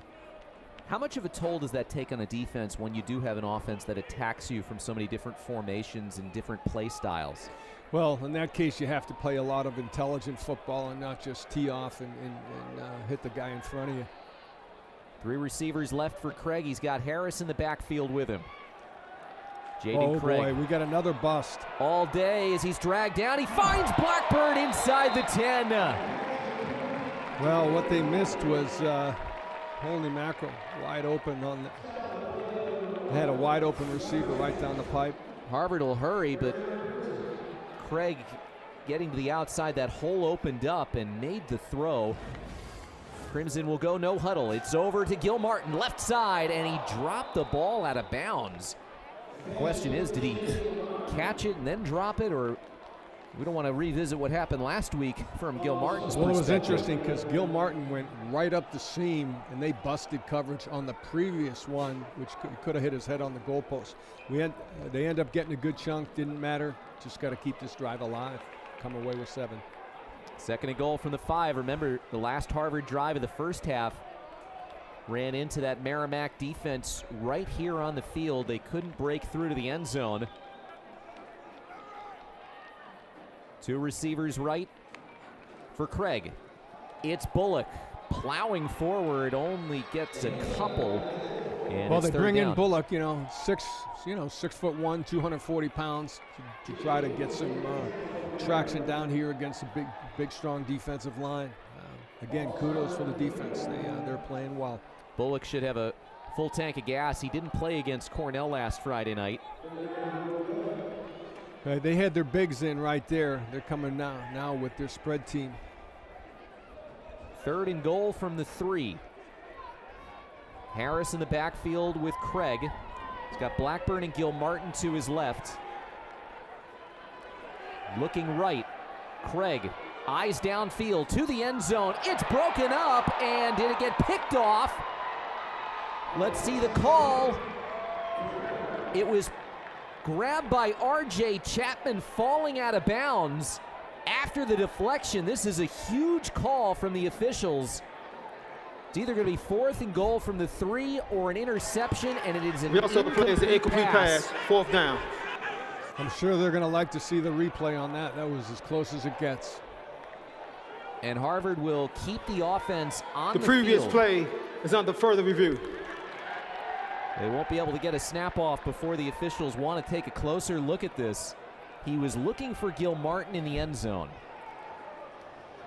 Well, I think if it's 4th down, you got to kick it. But let's see if we get the look here. Saw one official's hat was off, which indicates a player was out of bounds.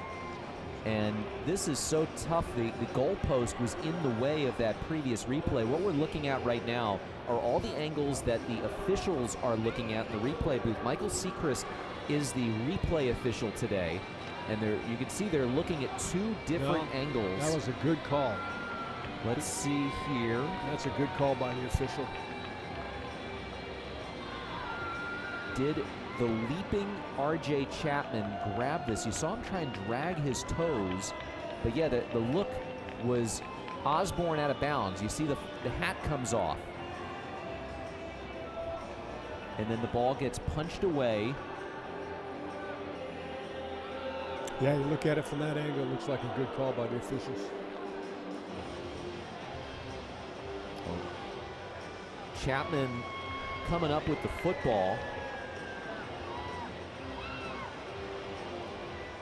And yeah, there was a question about, was Gilmartin out of bounds? The Harvard offense is ready to call a play, but this is critical. Even if Harvard were to just get out there, kick a field goal, make it a two-possession game. Two-possession game is huge. And Merrimack is celebrating. After further review, it was determined that the pass was caught in bounds by the Merrimack defensive player. Therefore, it's an interception. First down, Merrimack. It is an interception for Chapman, his 4th of the season. He had previous picks against Robert Morris, Stony Brook, and Kennesaw State. And what a ball hawk here after the deflection. Look at the great coverage on the play by the linebacker Jacob Wilson.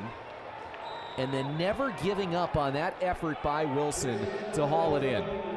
Well, all I can say is, boy, that was a great play by the defender. Great look by our cameras to be able to pick that up, and heck of an effort by Chapman to keep Harvard from scoring on the first drive of the second half. Little pitch play to McElroy, and he gets nosed out at the 24, pickup of 4 yards. And for Merrimack, good job putting an edge on the defense there. Well, we saw the Warriors get a little bit of momentum at times in that first half. Obviously, kept the score close. The defense has done its job. You said Harvard's not going to allow Merrimack to run the ball the way they want to run the ball in this second half. At least that's the plan. We'll have to see what the counter is coming from the Warriors. McElroy in motion. They fake it to him. It's Pereira. And we get a flag coming from way behind the play. It's an interesting flag. The field judge threw it, and I think he's going to call a hold on Merrimack. It's going to drive the Warriors back if Andy Orrick elects to replay second down. You know, they play aggressive on both sides of the ball, but they just quite frankly had too many offense, number 11, 10-yard penalty from the spot of the foul. Still second down. I question, was that field judge a quarterback back in his day? Because that one was a bomb. Really parachuted in there. Pushes him back to the 17. And it is second down and 13.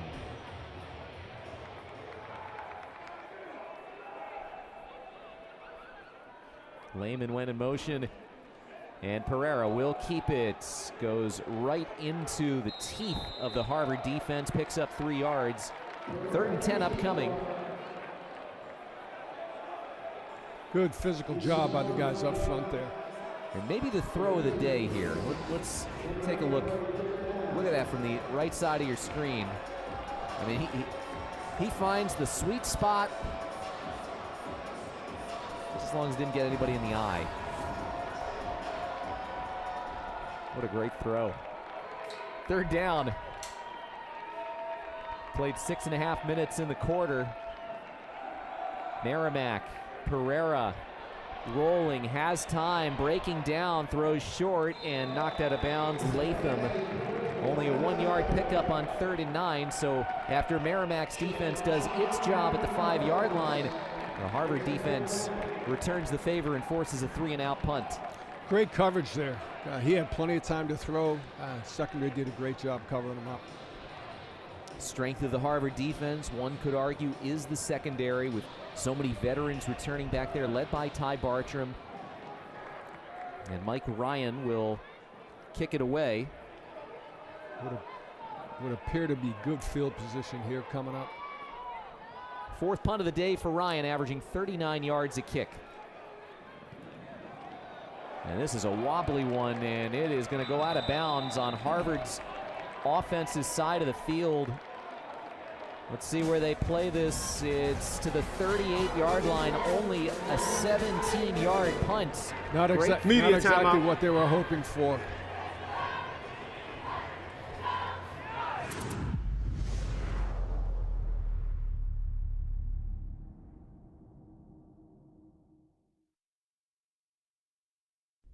At Harvard, I choose to embrace my passions, whatever they may be.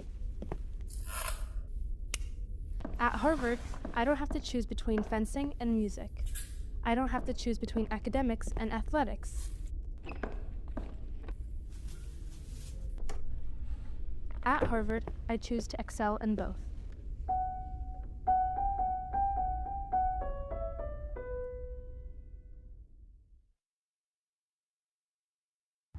Being at an Ivy League school, it certainly is more than possible to be both an exceptional student as well as excel in the sport that you choose to pursue. I get to sit in a classroom with wrestlers who go compete at a national level, hockey players who are making it to championships.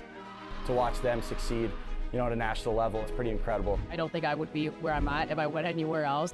It's been really fun for me to just challenge myself and make it to those events and perform and show people that Princeton is a good golf school and you can come here and have all your dreams come true.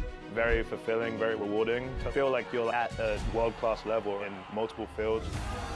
All these schools have been around for a while. Just kind of getting to see Ivy League put on a national stage is just very, very cool to me. But now I think people are paying a lot more attention to what the Ivy League is capable of and putting some more respect on the league. There's been a lot of success in the Ivy League, and the Ivy League is going to be on the big stage more and more often, and I'm excited for that.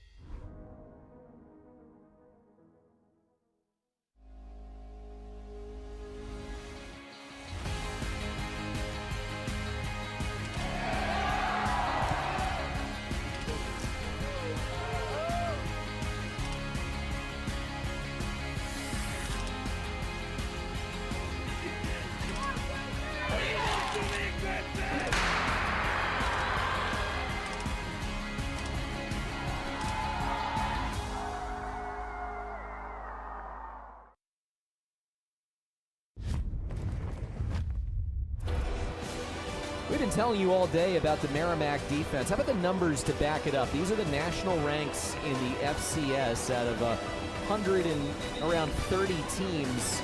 All of these rankings just about inside the top 20 here for Merrimack. The scoring, total defense, first downs allowed, interceptions, add another one to the board there after the pickoff by R.J. Chapman.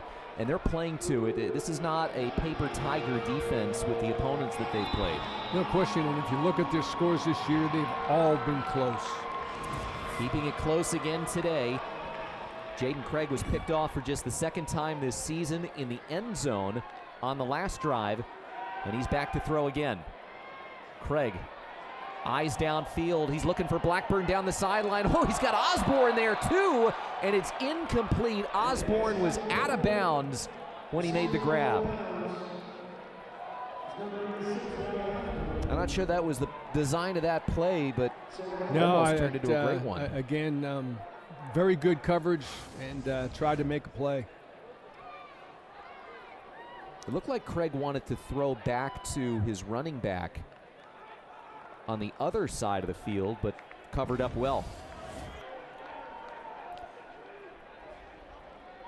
Blackburn in motion. Got DJ Gordon in the game. He gets the ball and shimmies free. He gets positive yardage. Didn't look like there was anything there, and boy, oh boy, is there something there. Keeps his legs churning for a pickup of 13 yards. That's just the giddy-up they needed. Came out second and long. Haven't had a good, strong run like that in quite a few plays, so keep going at them. Short play changed action him. Pass. It was a 14-yard gainer for Gordon. That was one of the best runs of the day. Only one better was by the wide receiver Henry early in the game. And go right back to him. Gordon off a tackle, still moving forward, plunging into the end zone. Is he in? There's 5 flags on the field, and the officials do signal touchdown. Well, I'll tell you what. all of a sudden he caught fire, and he is rambling. That he looked different. Being pulled down by the face mask at the goal line. Very physical finish on the run.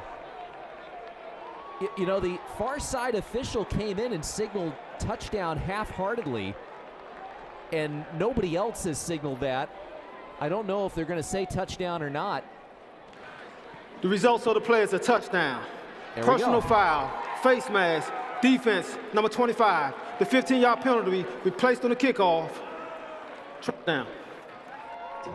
So the face mask enforced on the kickoff, and we'll go and see a 2-point conversion here.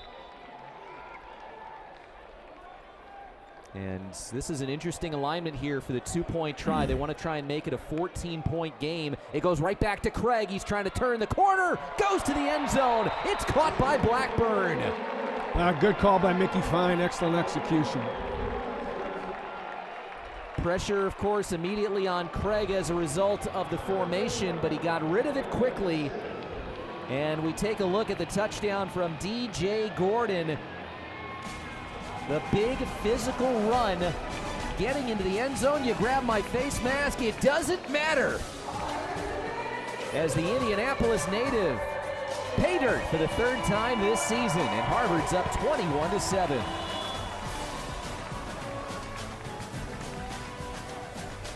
One more look at Gordon doing the dirty work, and it was followed by the 2-point try. Craig, who is new best friend wide receiver Brady Blackburn.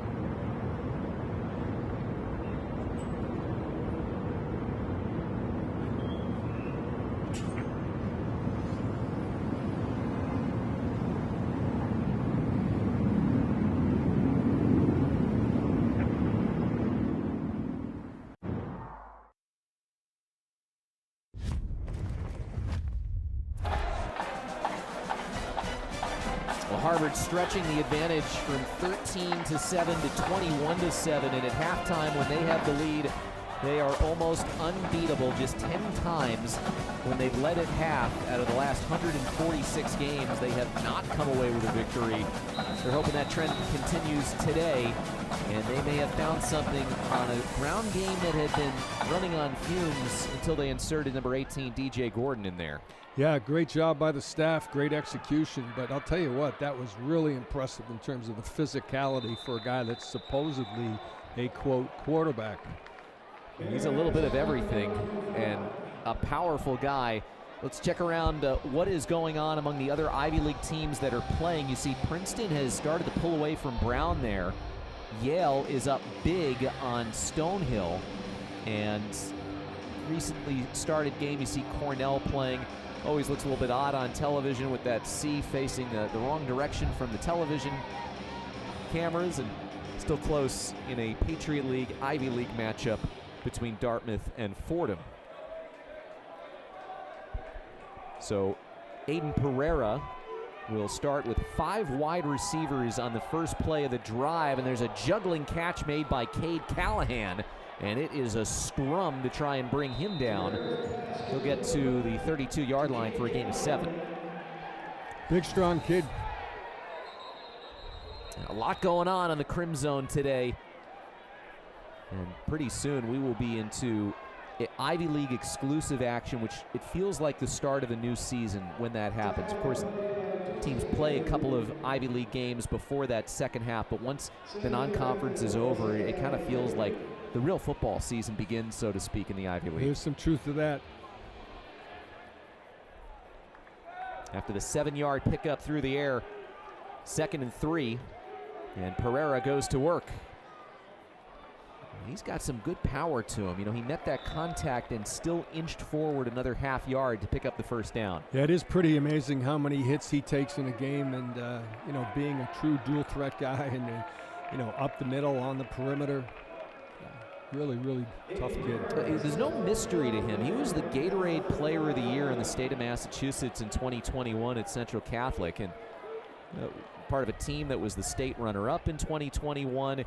Through 68 career touchdown passes in addition to 31 touchdown runs. So 99 high school touchdowns he accounted for at the powerhouse program at Central. That's a pretty good resume. Mulba, who scored the touchdown, into the waiting arms there of the linebacker line. And it's only a gain of 2 on first down. I feel like the offense is really doing a good job attacking their run game now. Put them in those 2nd and long, 3rd and long situations. Defensive line will shuffle out. Haven't seen much from that D-line in terms of pressure on the quarterback, but they're not big in the drop-back pass game, so it doesn't lend themselves to taking a ton of sacks. A day of patience if you're a defensive lineman on Harvard, no doubt. Pereira going for Cade Callahan again, and great defense coverage. Dorsey Benefield and Dillion Bradley there almost instantly when the ball arrived. Yeah, that secondary is outstanding. Maybe the most talented group on the field. Pereira started off his college career at the University of Maine, and he has found a home in North Andover. Of course, went to school not too far, just about 15 minutes away at Central. 3rd and 8. Pereira floats it, and it's knocked away by Henderson. Excellent coverage. I mean, that's a dangerous ball to throw. He was hoping his receiver would get to the spot, but you don't see too many guys test Henderson like this.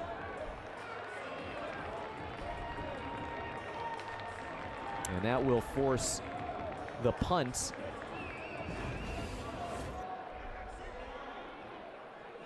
Mike Ryan's 4th punt of the day. The last one was a rough one, only 17 yards.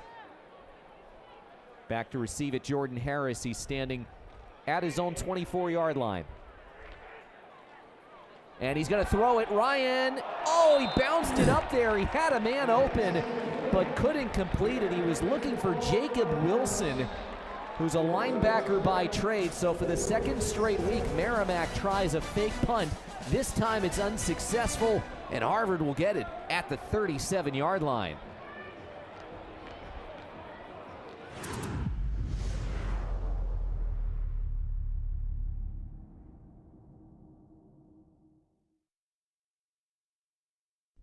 At Harvard, I choose to embrace my passions, whatever they may be. At Harvard, I don't have to choose between fencing and music. I don't have to choose between academics and athletics. At Harvard, I choose to excel in both.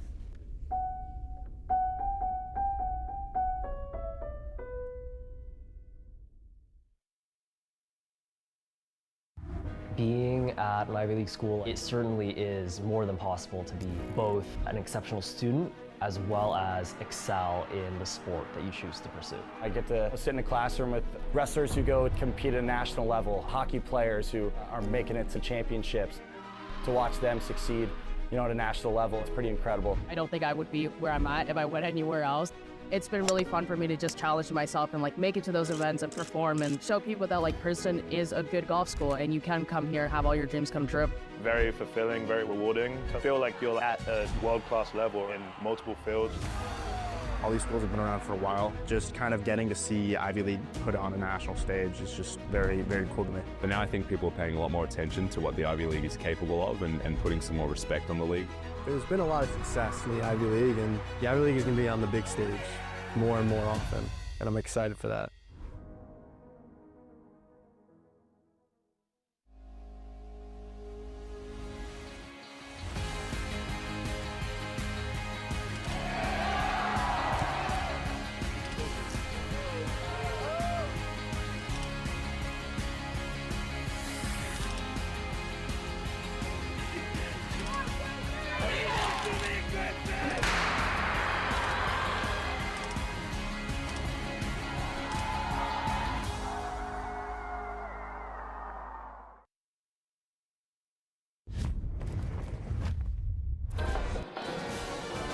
Harvard up 21-7 here in the third, and they are looking to start 5-0 for the second time in the last 3 years. And I happen to know somebody who was pretty close to that last team that started 4-0, sitting a foot to my left, Coach. Great start to you guys that season, and obviously your final as the head coach, a memorable one.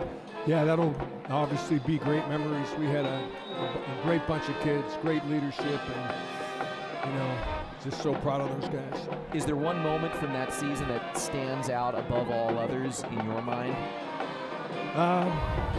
No, I just think the reality is probably the two-point play with Jaden Craig, starting only his second game of his career.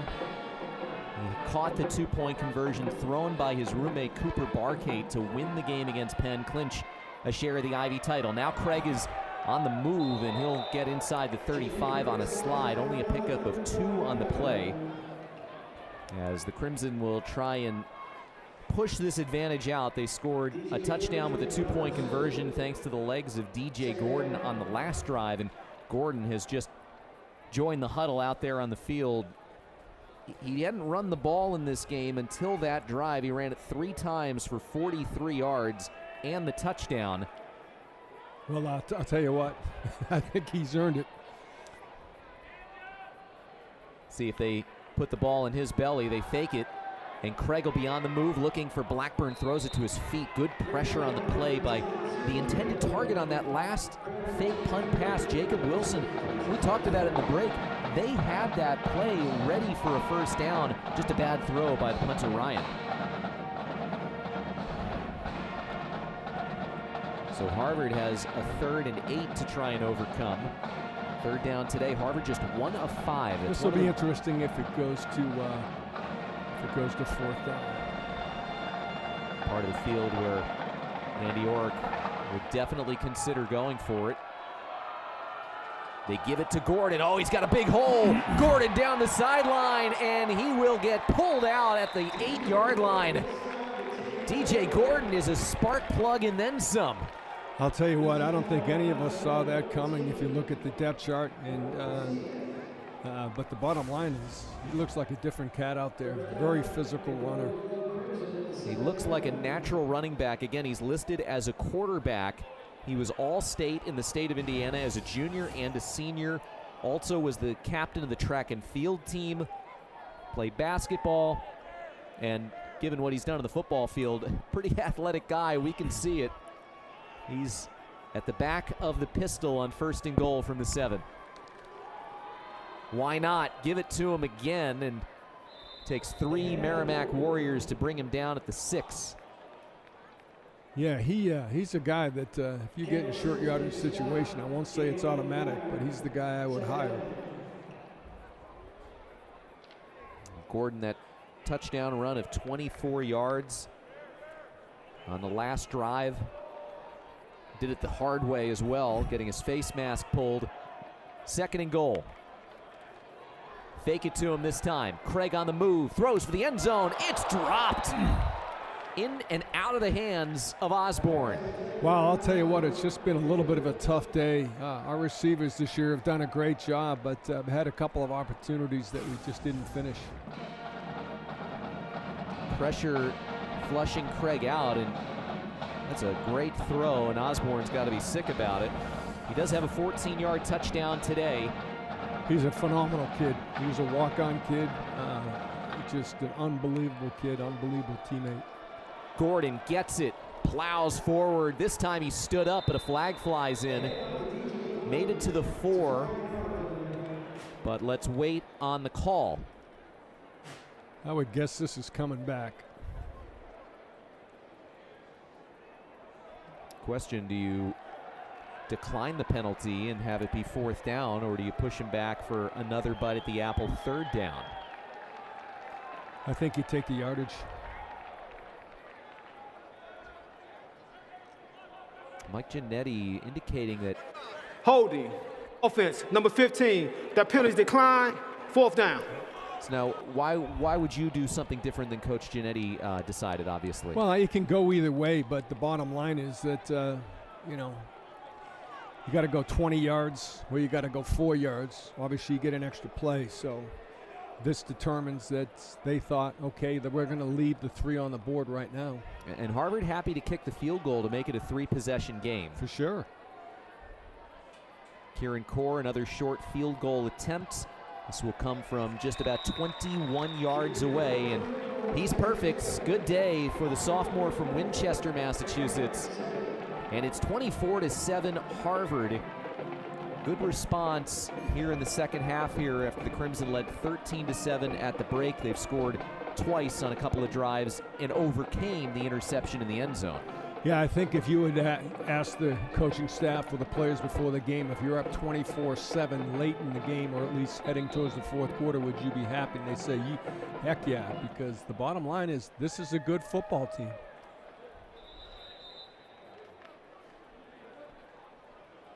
Final 2 minutes of the 3rd quarter, and Merrimack saw a couple of their drives stall out here in the 3rd.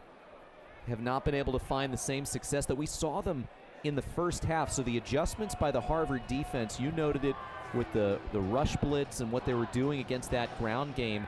So far, those adjustments are overcoming the adjustments that Merrimack has potentially put in this second half. Yeah, and to your point, there's few coaches who do better halftime adjustments than Scott Larkey.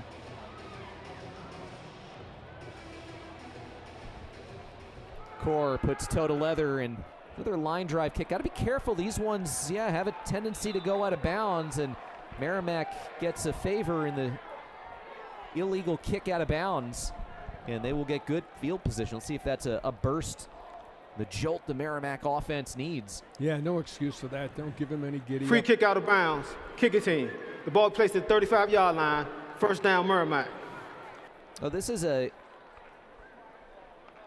look at what happened here on this kick. They've been trying these, in the NFL they're calling them dirty kicks, basically ones that in the NFL would land in the landing zone, make it difficult to handle, and they're trying to neutralize a good Merrimack special teams return game, but you have to expect every now and then it's going to happen, and you see Core immediately, before that ball was even close to hitting the peak of its rise, knew that it was a bad kick. So from the 35 instead of the 25, it's a 2-yard keeper for Pereira. Yeah, they're doing a good job, better job than they did in the first half of not allowing them the edge on their defense. How does a team make that adjustment? What are the pieces that you put into place, or how you play to shut something like that down? Well, first of all, if you're the edge player, you're a defensive end, you say, listen, if that ball's going to go, it's got to go inside you. It cannot go around the corner. Linebackers will fill inside. Just make sure it doesn't come around you. We talked about this being a day of patience to some degree for the defensive lineman on Harvard, as that's completed to Callahan, and he will be shy of the sticks. It'll set up a 3rd and short, though. Note that Cade Callahan might get the majority of the reps at tight end because Saw Ty Yoakum walking off the field in the first half. Looked like he was being looked at by the medical staff. He plays kind of an H-back type role, and we haven't seen him out there since. So it might be Callahan who's more of the receiver threat as the tight end. And that affects them because Yoakum is such an effective blocker and also a captain. No question. On 3rd and short, Pereira, he's got the first down, and he'll be tripped up close to midfield. A flag comes in at the 42 of Harvard. So a flag well downfield. A lot of flags today. And that's part of Merrimack's DNA, one of the most heavily penalized teams in the country coming in. There's no foul for defensive hold. Results of the play is a first down.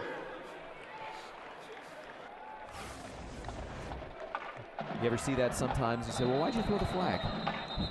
If there's no defensive hold. A good run by Pereira to pick up the first down on 3rd and short. Ball spotted right at the 50-yard line.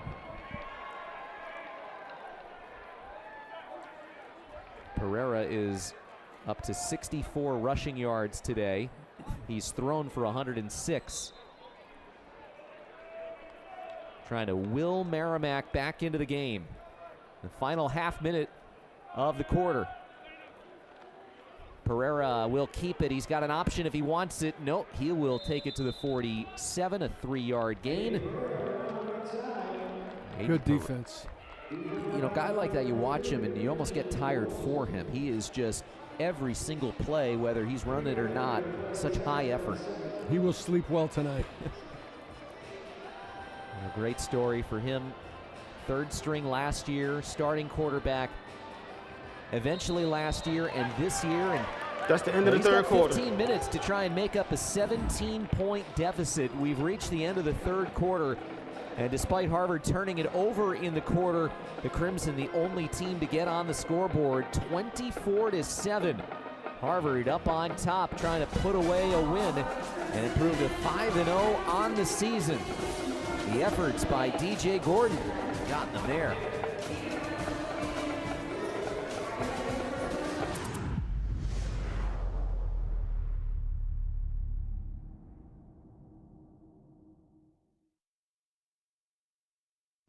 At Harvard,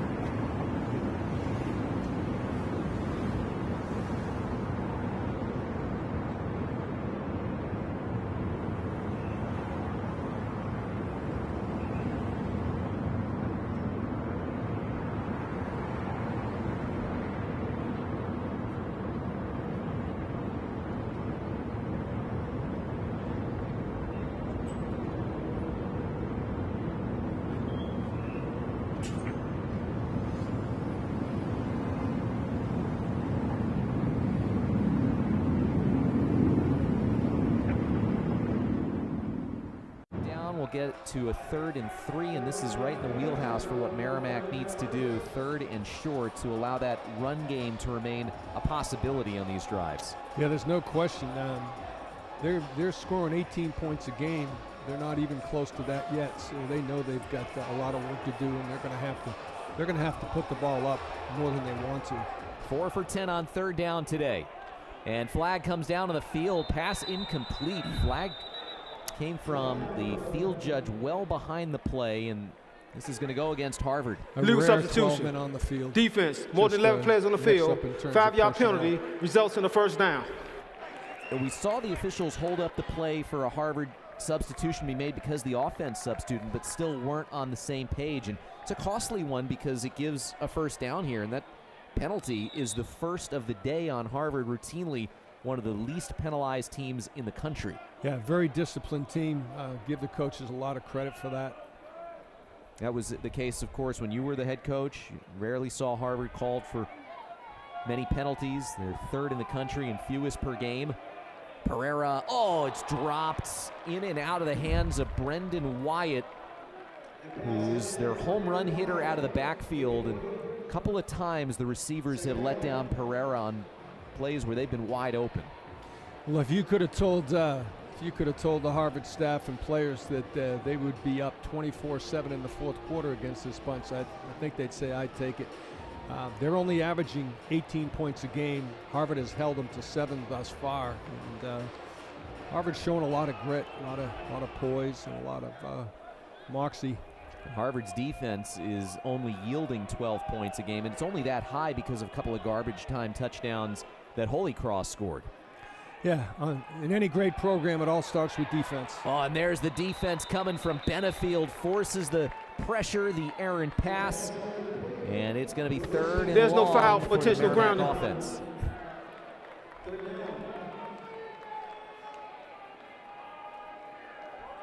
So big play for Merrimack. 3rd and long from the 38-yard line, and probably talking 4-down territory given the score and the fact that you're in the 4th quarter.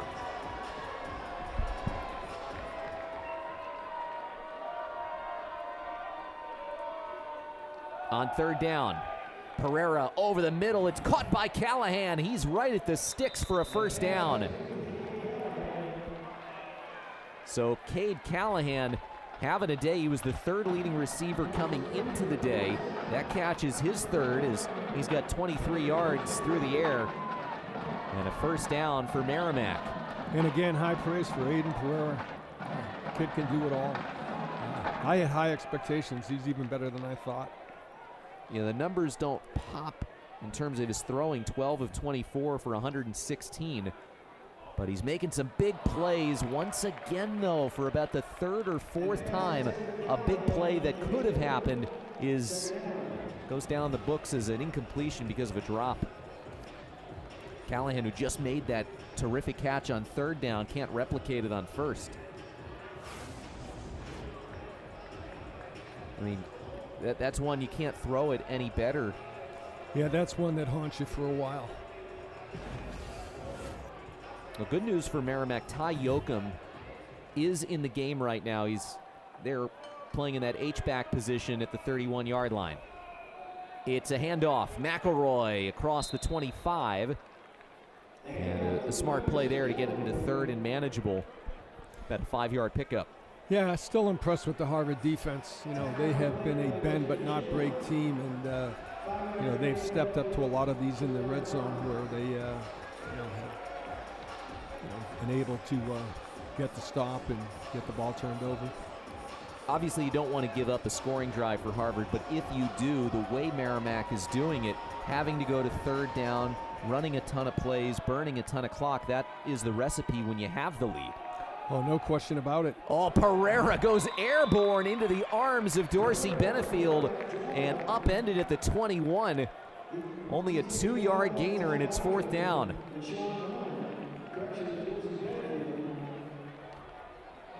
Boy, Benefield showed the strength.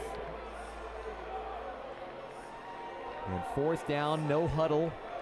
Pereira and the Warriors have 3 yards to pick up another first. Dorsey has filled in admirably. He's playing extremely well. Sophomore from Fayetteville, Georgia. On 4th down, Pereira looking for a target. He finds one, and it's right at the sticks. It's Hayden Fisher. This is going to depend on the spot. Very close call. We got a guy down here. Harvard has a player down. That is Benefield, who is holding his right arm, and starting linebacker, guy who wears the green dot as the communicator on defense. The rule in the field is the runner was short of the line of game. First down. And the only good news to emerge out of that is that the runner was short of the line to gain. It is a Harvard first down on a turnover on downs. Well, hopefully this isn't serious. And so Benefield comes off.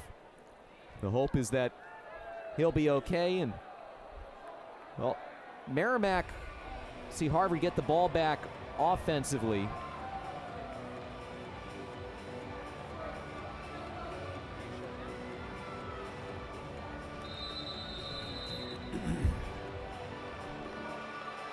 You see Mike Giannetti, I don't know if he wants a look at the spot, but Harvard's offense coming out onto the field. And Merrimack, we talked about their defense has played well, even though they trail right now.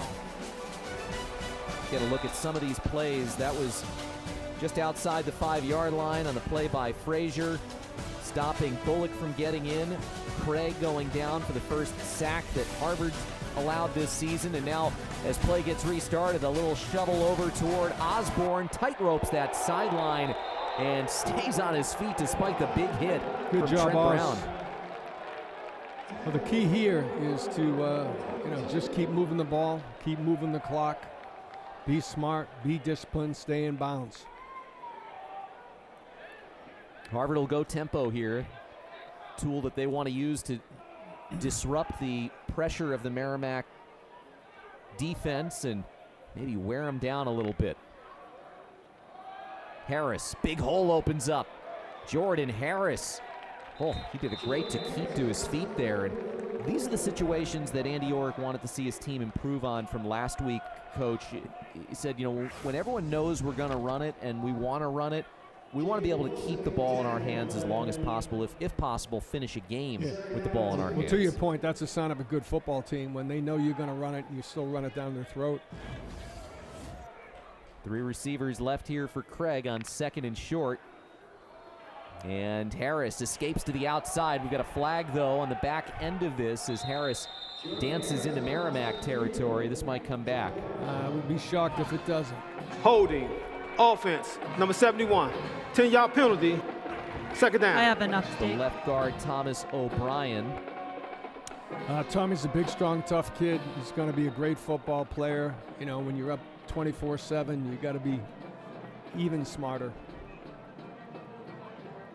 Let's check in with our sideline reporter, Amanda Keene.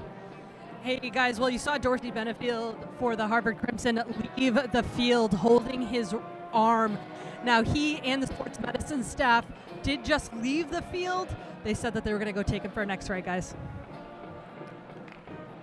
So Harvard concerned about that as Osborne wide open into Merrimack territory down to the 30-yard line. It's a pickup of 38 yards. Great stuff. We've talked a lot about Ozzie, a special kid. Well, Ryan Osborne has a touchdown today. He nearly had another one, and this catch is his 4th for 91 yards. Big day for the tight end from MacArthur, California.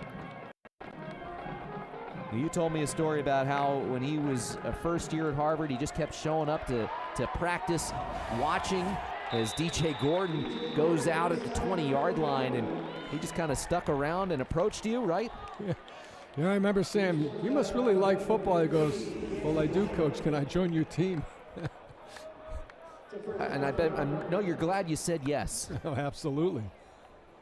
Well, that was an 11-yard pickup there for Gordon, so it's another Harvard first down. Then this might be the best the offense has looked today. If I'm not mistaken, Ozzie was valedictorian of his class. Absolutely was at Fall River. Craig Throws for the end zone. Osborne can't haul it in. Close. Just a little bit out in front of him. Having his number called often today. Well, I saw Brady Blackburn beat his guy on a post corner route. They come back to him. Again, I would try to utilize the clock, but they're putting a lot of pressure on him. We got him down deep and put this one away with a score. Gordon in the backfield, and they'll pitch it to him. Oh, I love the call. Gordon, he's got some space, he's got room, and he's got 6 more. Second touchdown of the day, DJ Gordon. This one from 19. I'll tell you what, if you've got DJ Gordon, 3rd or 4th, like I said, you're in really great shape. That's a heck of a group with Xavier Bascon, you got Bullock, you got Reed, you got Harris. Harvard opening up a 23-point lead, and TJ Gordon into the end zone for the 4th time this season. He didn't need to break a bunch of tackles on that one. Well blocked, and he read the blocks perfectly. As the point after try from Core is good, but flags come out on the attempt. Let's take a look. All right, we got a little bit of something going on. Flags out. And one player being on Merrimack being ushered over to his sideline. Didn't see who it was. It might have been Frazier that was a little bit emotional. But that's the way Merrimack plays, no doubt about it. See what the huddle is and what the call is. The flags came out as the play was going on, and then there was more afterward as far as the extracurriculars. This is a long confab there by the officials, led by Alexander Randolph.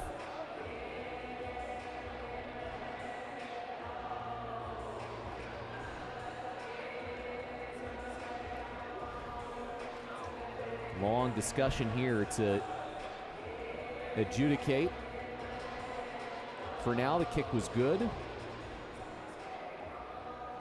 See if they need to reattempt. Good idea to get both teams off the sideline while they have this discussion. Absolutely.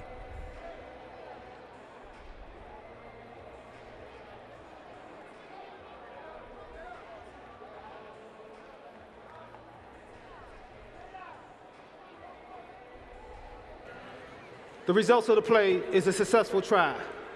Personal foul, face mask, defense. Number 1, that 15-yard penalty be added on the kickoff. After the play, there are unsportsmanlike conduct fouls on each team. Unsportsmanlike conduct, offense, number 42. Unsportsmanlike conduct, defense, number 8. Both of those, both first unsportsmanlike conduct fouls of the games, those fouls are offset.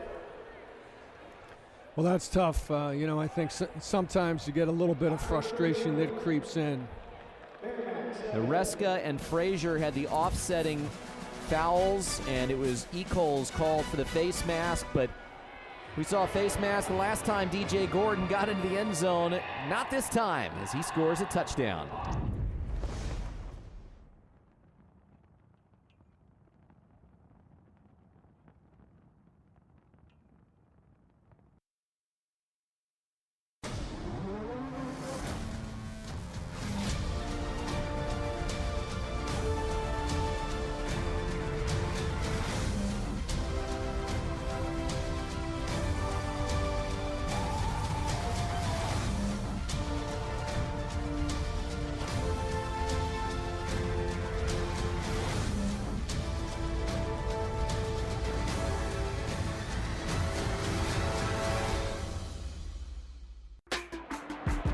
Football history of both Harvard, Yale, and Fenway Park colliding today. The Harvard and Yale folks don't refer to this as a big game. They call it the game.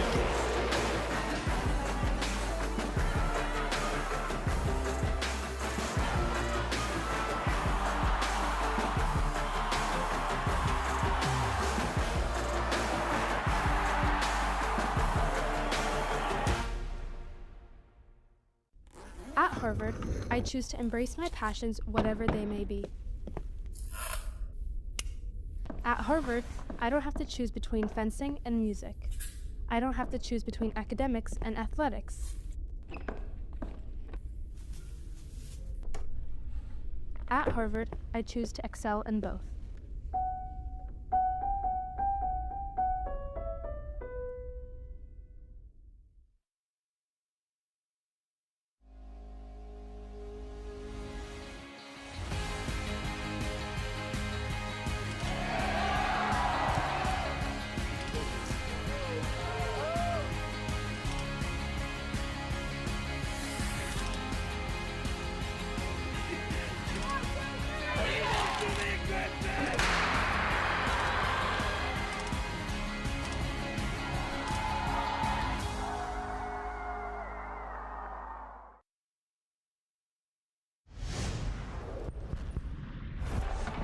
A lot of action on this point after. Let's take a look. There was a face mask, and then getting involved was DJ Frazier and Logan Reska, leading to many penalties you'll see on a point after, as you can remember probably. Yeah, I think the reality is there's a little bit of frustration on Merrimack's side, and sometimes it just creeps out.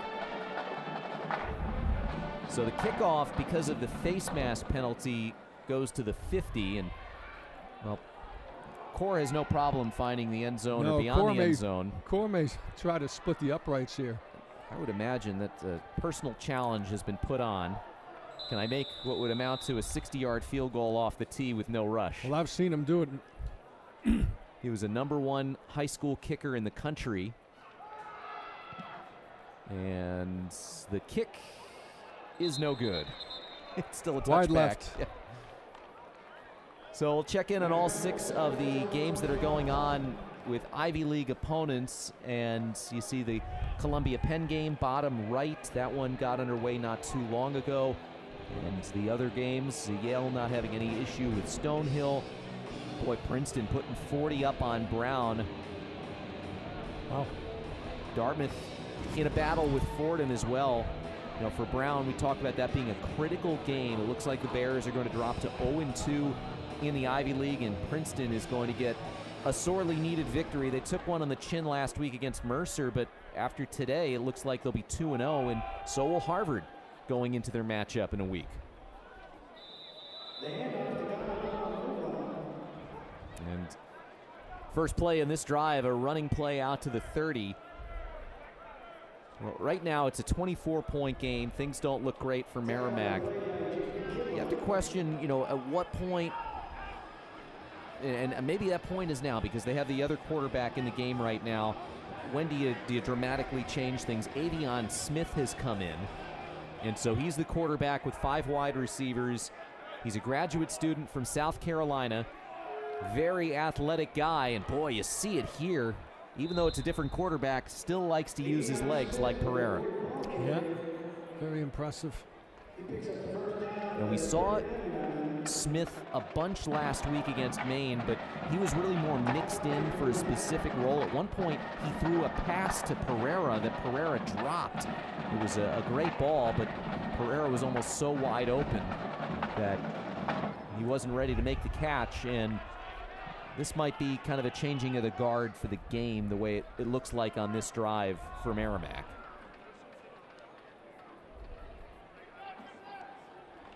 And he'll hand it off on first down and up to the 45-yard line. So 3 plays, 3 running plays on this drive. That was Galamama Mulba, who had the touchdown in the first half.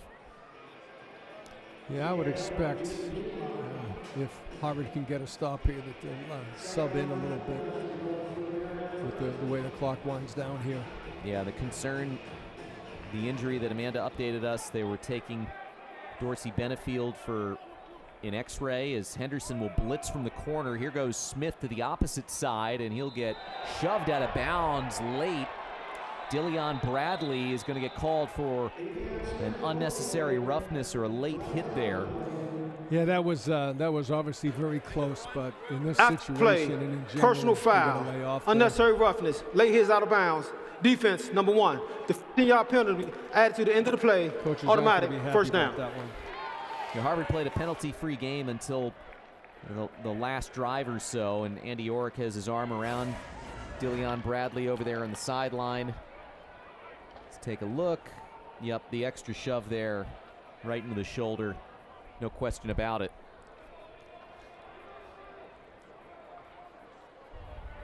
Moves the ball up to the 36-yard line. Avion Smith on the season, 5 of 12 passing coming in. He does have a rushing touchdown and a passing touchdown. And he will take it on the right side. Positive yardage on every play this drive so far for Merrimack. Yeah, a few substitutions on Harvard's side as well. They still got the captain, Ty Bartram, in there to make sure he's quarterbacking the defense. Alex DeGreek as well, and some of those other starting offensive linemen. Avion Smith started off his college career at Miami. That's Miami of Ohio. So he was an FBS player. He was MVP of the MAC championship game. He got inserted into Miami's rotation as a starting quarterback. And Smith will use a lead blocker and get a yard shy of the line to gain.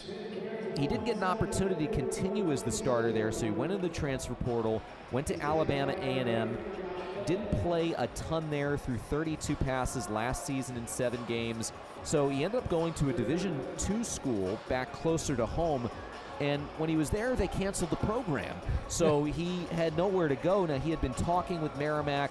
They offered him a spot, and he came aboard. They say he's a tremendous person, great kid, and they really like him. And here he is getting some extended run at the end of this game as Mulba will be driven backwards to about the 30-yard line, sets up for a 4th down. Sounds like he should write a book. Oh, the places I've been. I think Dr. Seuss got to it first. Places you'll go. This will be a 4th and about 4 as the clock runs toward 5 minutes left in this game, and Harvard is up by 24. And now they're subbing, which is a smart thing to do. Get their captain out of there. Get ready for Ivy League play exclusively starting next week, at least potentially until if there's a playoff in the future for the Crimson. On 4th down, Smith will get pushed back.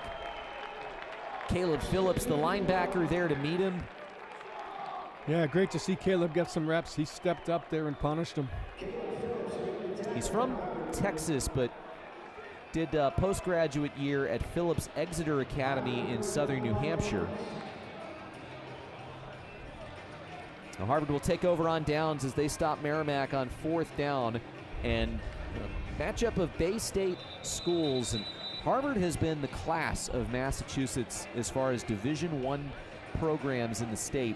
Take a look, Harvard 4 wins. The other 5 Division I teams have just 6 wins combined. And Merrimack has 3 of those. I mean, for a long time, this is nothing new for you, Coach, when your team was routinely the best team in Massachusetts. Looks like it's the case again this year. Isaiah Bullock will barrel forward to the 34 for a pickup of 4 as Harvard will aim to bleed this clock, I think, for the remainder of this game if they can. Well, to your previous point, if you look at statistics going back to, I think, 2001, there's about 7 teams ahead of Harvard in terms of winning percentage. One of them is, I don't know if you recognize these schools, Alabama, Georgia, and I'm forgetting the third. The Crimson, their history, and especially since you got the program really rolling there in the mid to late 90s, it has just been on another level. Bullock will carry forward for a couple as the clock ticks under 4 minutes to go. Okay, priority here obviously on safety. It's locked up. You want to milk the clock. Everybody get off the field. Make sure everybody shakes hands and enjoy this. And Jaden Craig is ceded over to Dante Torres to take the snaps here. We saw Torres in the Holy Cross game Went 4 for 5 passing and a lot of handoffs. And Dante Torres is a junior from Massapequa, New York, and he'll keep it himself down that sideline. He sees the end zone beckoning. There is a flag on the play, but Torres doesn't care. He's into the end zone. If it stands, it's a 63-yard touchdown run. Very small sample size, but Dante has played well in the few minutes he's had. And all it's going to be is some exercise for him, because I think this is coming back on a penalty. I'll tell you what, his buddies will hear about that. Took away a 63-yard touchdown run. And Torres has a touchdown run this season. Offense, number 45. 10-yard penalty from the previous spot. 3rd down. Holding penalty on Ben Alvarez, who was the recipient of a touchdown last week against Cornell. First career catch, first career touchdown. There you see it right there. Holding Trent Brown, trying to get past him. Good call. If they're throwing it this late, it's a real call. Yeah, you figure the officials see where the game is and see both teams have put their backup quarterbacks in, as Bullock on 3rd and 13 will only get to the 31, so Harvard will be forced to punt. And we haven't seen Harvard today in terms of the punting game. This will be the first punt of the contest. So it's pretty good when you can go inside the final 3 minutes of the game. And I would say, statistically speaking, you're never going to lose a game in that game. Merrimack fortunate that Gary Rosemond didn't get called for a penalty at the end there, as Dylan Fingers comes out, sophomore from California. And good one comes off. It's caught at the 30-yard line, and it's a nice run back from Bryce Goulet as he spun down at the 44. About a 14-yard return, and a flag comes out at the end, and now more of a scuffle by the Harvard bench. Yeah, Merrimack and Harvard getting into let's it. Go. Be smarter than that. That's unnecessary. Goulet trying to help his teammate up, and there's a Merrimack player down at the bottom there, it looks like. Merrimack trying to pull their players off the bottom. That was Hayden Fisher who was mixing it up. Yeah, he's going to wake up tomorrow and tell the team he's sorry. Frustration. So a couple of times. Got to be more disciplined. Yeah. Saw it on the point after on Harvard's last touchdown.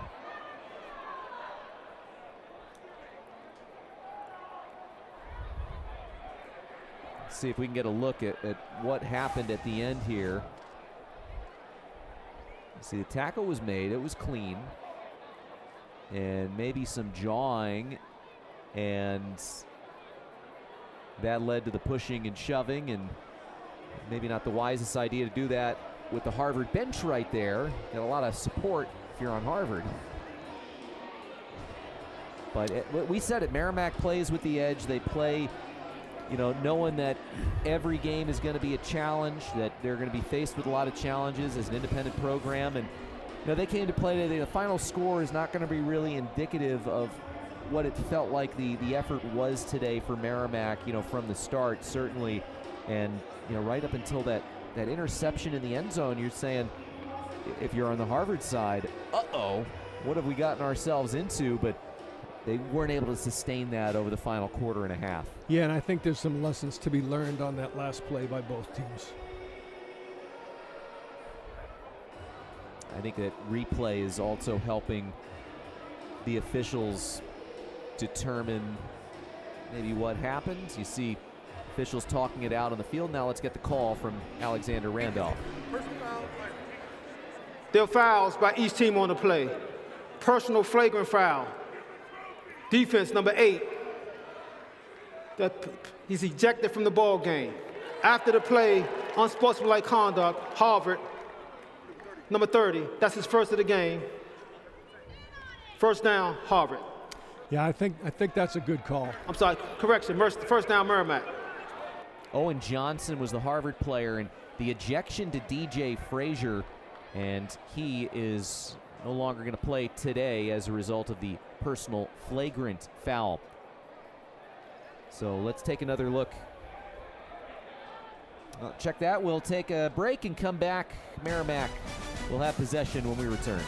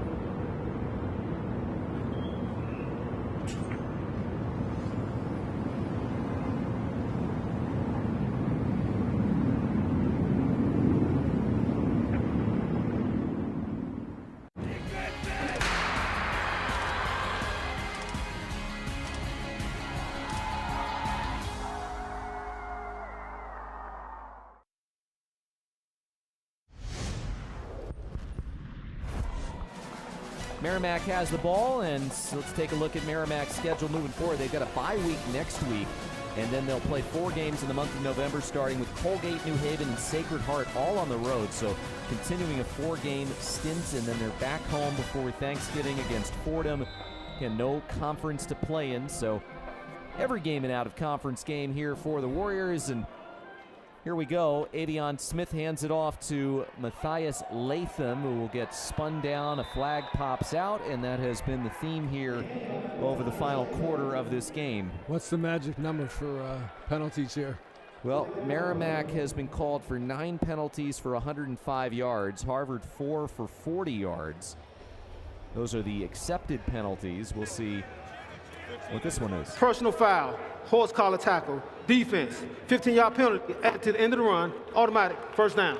So that makes it 5 for 55 for Harvard. Yeah, you got some young pups in there, just itching to play. And got to get it figured out. Yeah, that one comes on Caleb Phillips. Backup linebacker. He's had a presence today, and Avion Smith will look to drive Merrimack a bit deeper before the 2-minute timeout. It's Latham. Good yardage inside the 35, and we have hit the 2-minute timeout. The 2-minute timeout. So Harvard up 31-7, putting the finishing touches on win number 5.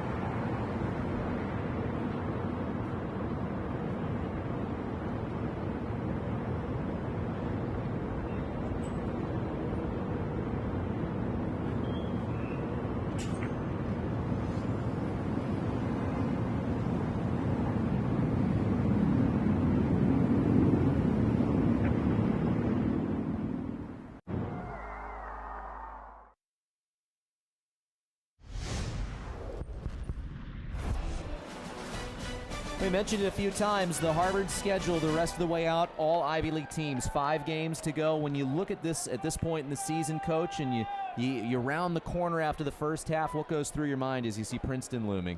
Well, you see one day at a time. They'll get over this win, and they will be very excited to prepare for Princeton. Princeton coming off what appears to be a big win today, as the incomplete pass will make it 3rd and 2. And, you know, everyone knows Harvard's biggest rival is Yale, of course. But at times it has felt like that big rival Princeton has been, you know, the one where it's, you know, a little less fraternal at times than the Harvard-Yale rivalry. Yeah, we'll leave it at that, fraternal.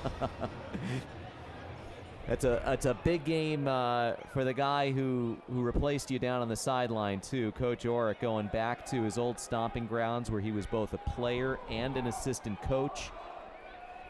As Avion Smith on 3rd down will run for the first down and get inside the 25-yard line. You know, we talked to Coach Orrick, you know, at the risk of looking past the next game on the schedule to say, you know, are you looking forward to that trip to Princeton? He said, absolutely I am. You know, I'm going to have a lot of old teammates there. His wife's family is from New Jersey, and it's going to be a really special homecoming. And by the way, next week is homecoming for Princeton as an institution, so it's going to be homecoming in more ways than one. And in addition to that, it's going to be a matchup of 2-0 Ivy League teams. Well, I'll tell you what, unfortunately, it still brings me nightmares as it brings us back to when we beat them in triple overtime. We're just about in the locker room, and they said, hey, you know, I think that maybe they try to call a timeout. I said, what are you talking about? There's no such thing as trying to call a timeout. There was no timeout, and oh my gosh, I still have nightmares. It's definitely a bitter pill to take for everybody with Harvard, as this run by Latham will be cut down at the 15 with under a minute to go. But Harvard got the monkey off its back last year with the win over Princeton, ended a skid against the Tigers, and so they no longer have that aspect hanging over their head. But you know that the schedule ratchets up a huge degree when you get into late October, and then it doesn't get any easier after that with Dartmouth coming to town. Well, yeah, with the best possible context. Smith throws you get through this here. game, you get through this game 5-0, and you say, okay, the preseason's over. Yeah, you got the gauntlet there, as they call it. Princeton, Dartmouth. You got Columbia, defending co-Ivy League champion, on the road on a Friday night on national television. Penn.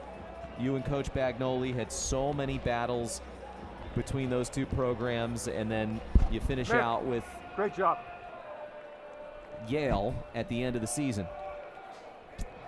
On 4th and 2, a run here by Latham, and they'll mark him short, and Harvard will be able to end the game with the ball in their hands and just 7 on the scoreboard against their outstanding defense.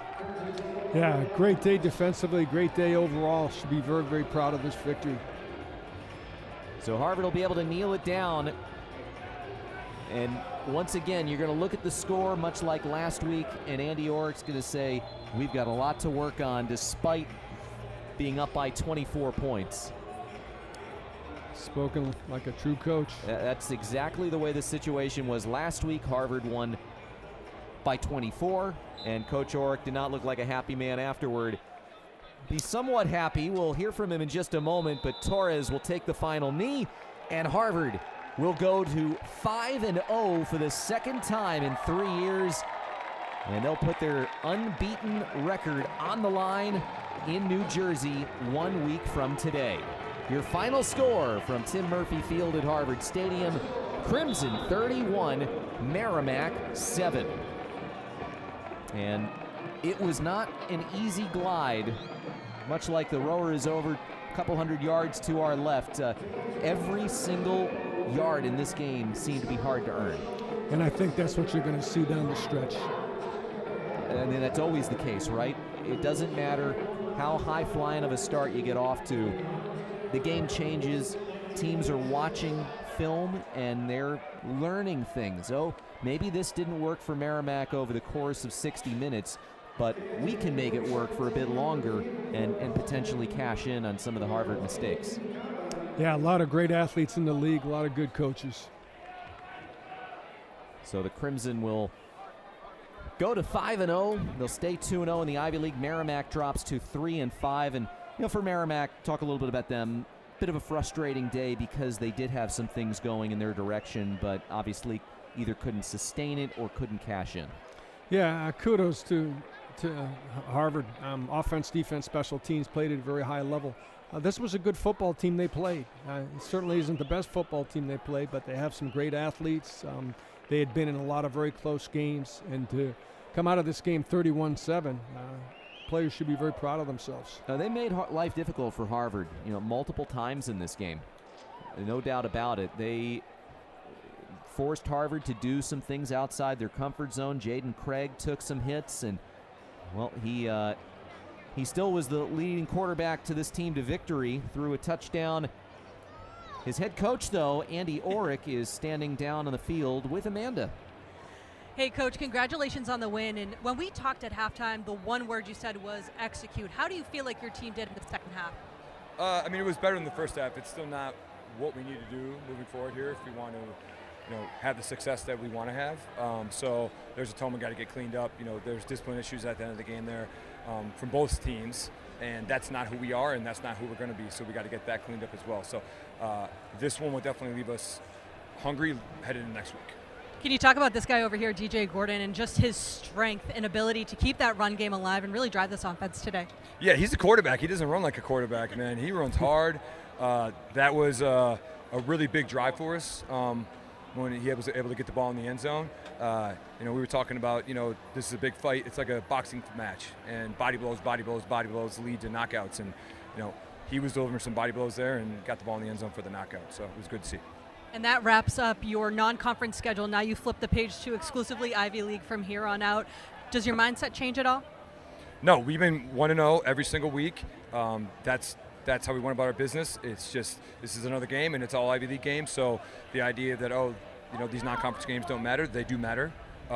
We got through them healthy and all wins, so now we can focus on these Ivy League games, and playoffs have already started. Quick before I let you go, your next game, Princeton, a homecoming for you of sorts. Are you able to look ahead? Do you have any extra juice for that one? I have extra juice for every game. I just like everybody. I want to beat everybody. Awesome. Thanks, Coach. Guys. Thanks, Amanda. And, well, he's going to start fielding calls for tickets from former teammates, no doubt about it. Let's take a look at the final stats. And, Harvard close to 500 yards of total offense in a day where they were not necessarily running on all cylinders. You look up and say, wow, that's how good this team is, right, Coach? Yeah, I certainly agree. The coaches will make sure they understand it was far from perfection, but they're 5-0. They came back, they almost 500 yards against a team that played pretty good defense, so I hope the kids feel proud of themselves, and tomorrow they can get to work. Well, the offensive star of the game was DJ Gordon, 104 yards on just 8 carries, 2 touchdowns, and as you can see, he's with Amanda. DJ, Coach is just saying you are listed as a quarterback, but today certainly weren't really driving with your legs. What was it about today that had kind of a game? I mean, really, it was the O-line, and the way they opened the holes for me was absolutely amazing, and I'm thankful to God for just giving me this opportunity because, I am listed as a quarterback, but I'm able to do a few other things. And, Coach has done a great job on, getting me in those different types of situations and things where I can, show my abilities. I'm just super thankful for that. However you can get on the field, right? Exactly. Now, Coach told me at halftime, execute was the one message he was going to bring into that locker room. How much was that the conversation, and how were you able to really turn it here in the second half? Yeah, Coach just, he really made an emphasis on, doing the first punch, especially against a team like Merrimack. And, they're really aggressive, and I'm so proud of those guys in there for, from the first play, we punched them in the mouth, and we never stopped. And so, yeah, Coach just does a great job doing that for us. And so, yeah, that's kind of what it was. Great, DJ. Thank you very much. Congratulations again, guys. Thanks, Amanda. A lot of boxing metaphors today from the coaches and the players, and it definitely felt like a slog at time. They traded blows in that first half. Harvard got off to the quick start, scoring on its first offensive drive, but Merrimack kept Harvard from running away. Somebody ran away today. It wasn't Harvard until late, and it was because of this guy, DJ Gordon. Touchdowns of 24 and 19 yards to help lead the Crimson to victory. Well, that'll do it for us. My broadcast partners, Tim Murphy and Amanda Keene. This is Alex Vespoli saying so long from Tim Murphy Field at Harvard Stadium, where the final score was Harvard 31, Merrimack 7. All games airing on the ESPN networks are streaming live and archived on the ESPN app. This has been a presentation of ESPN.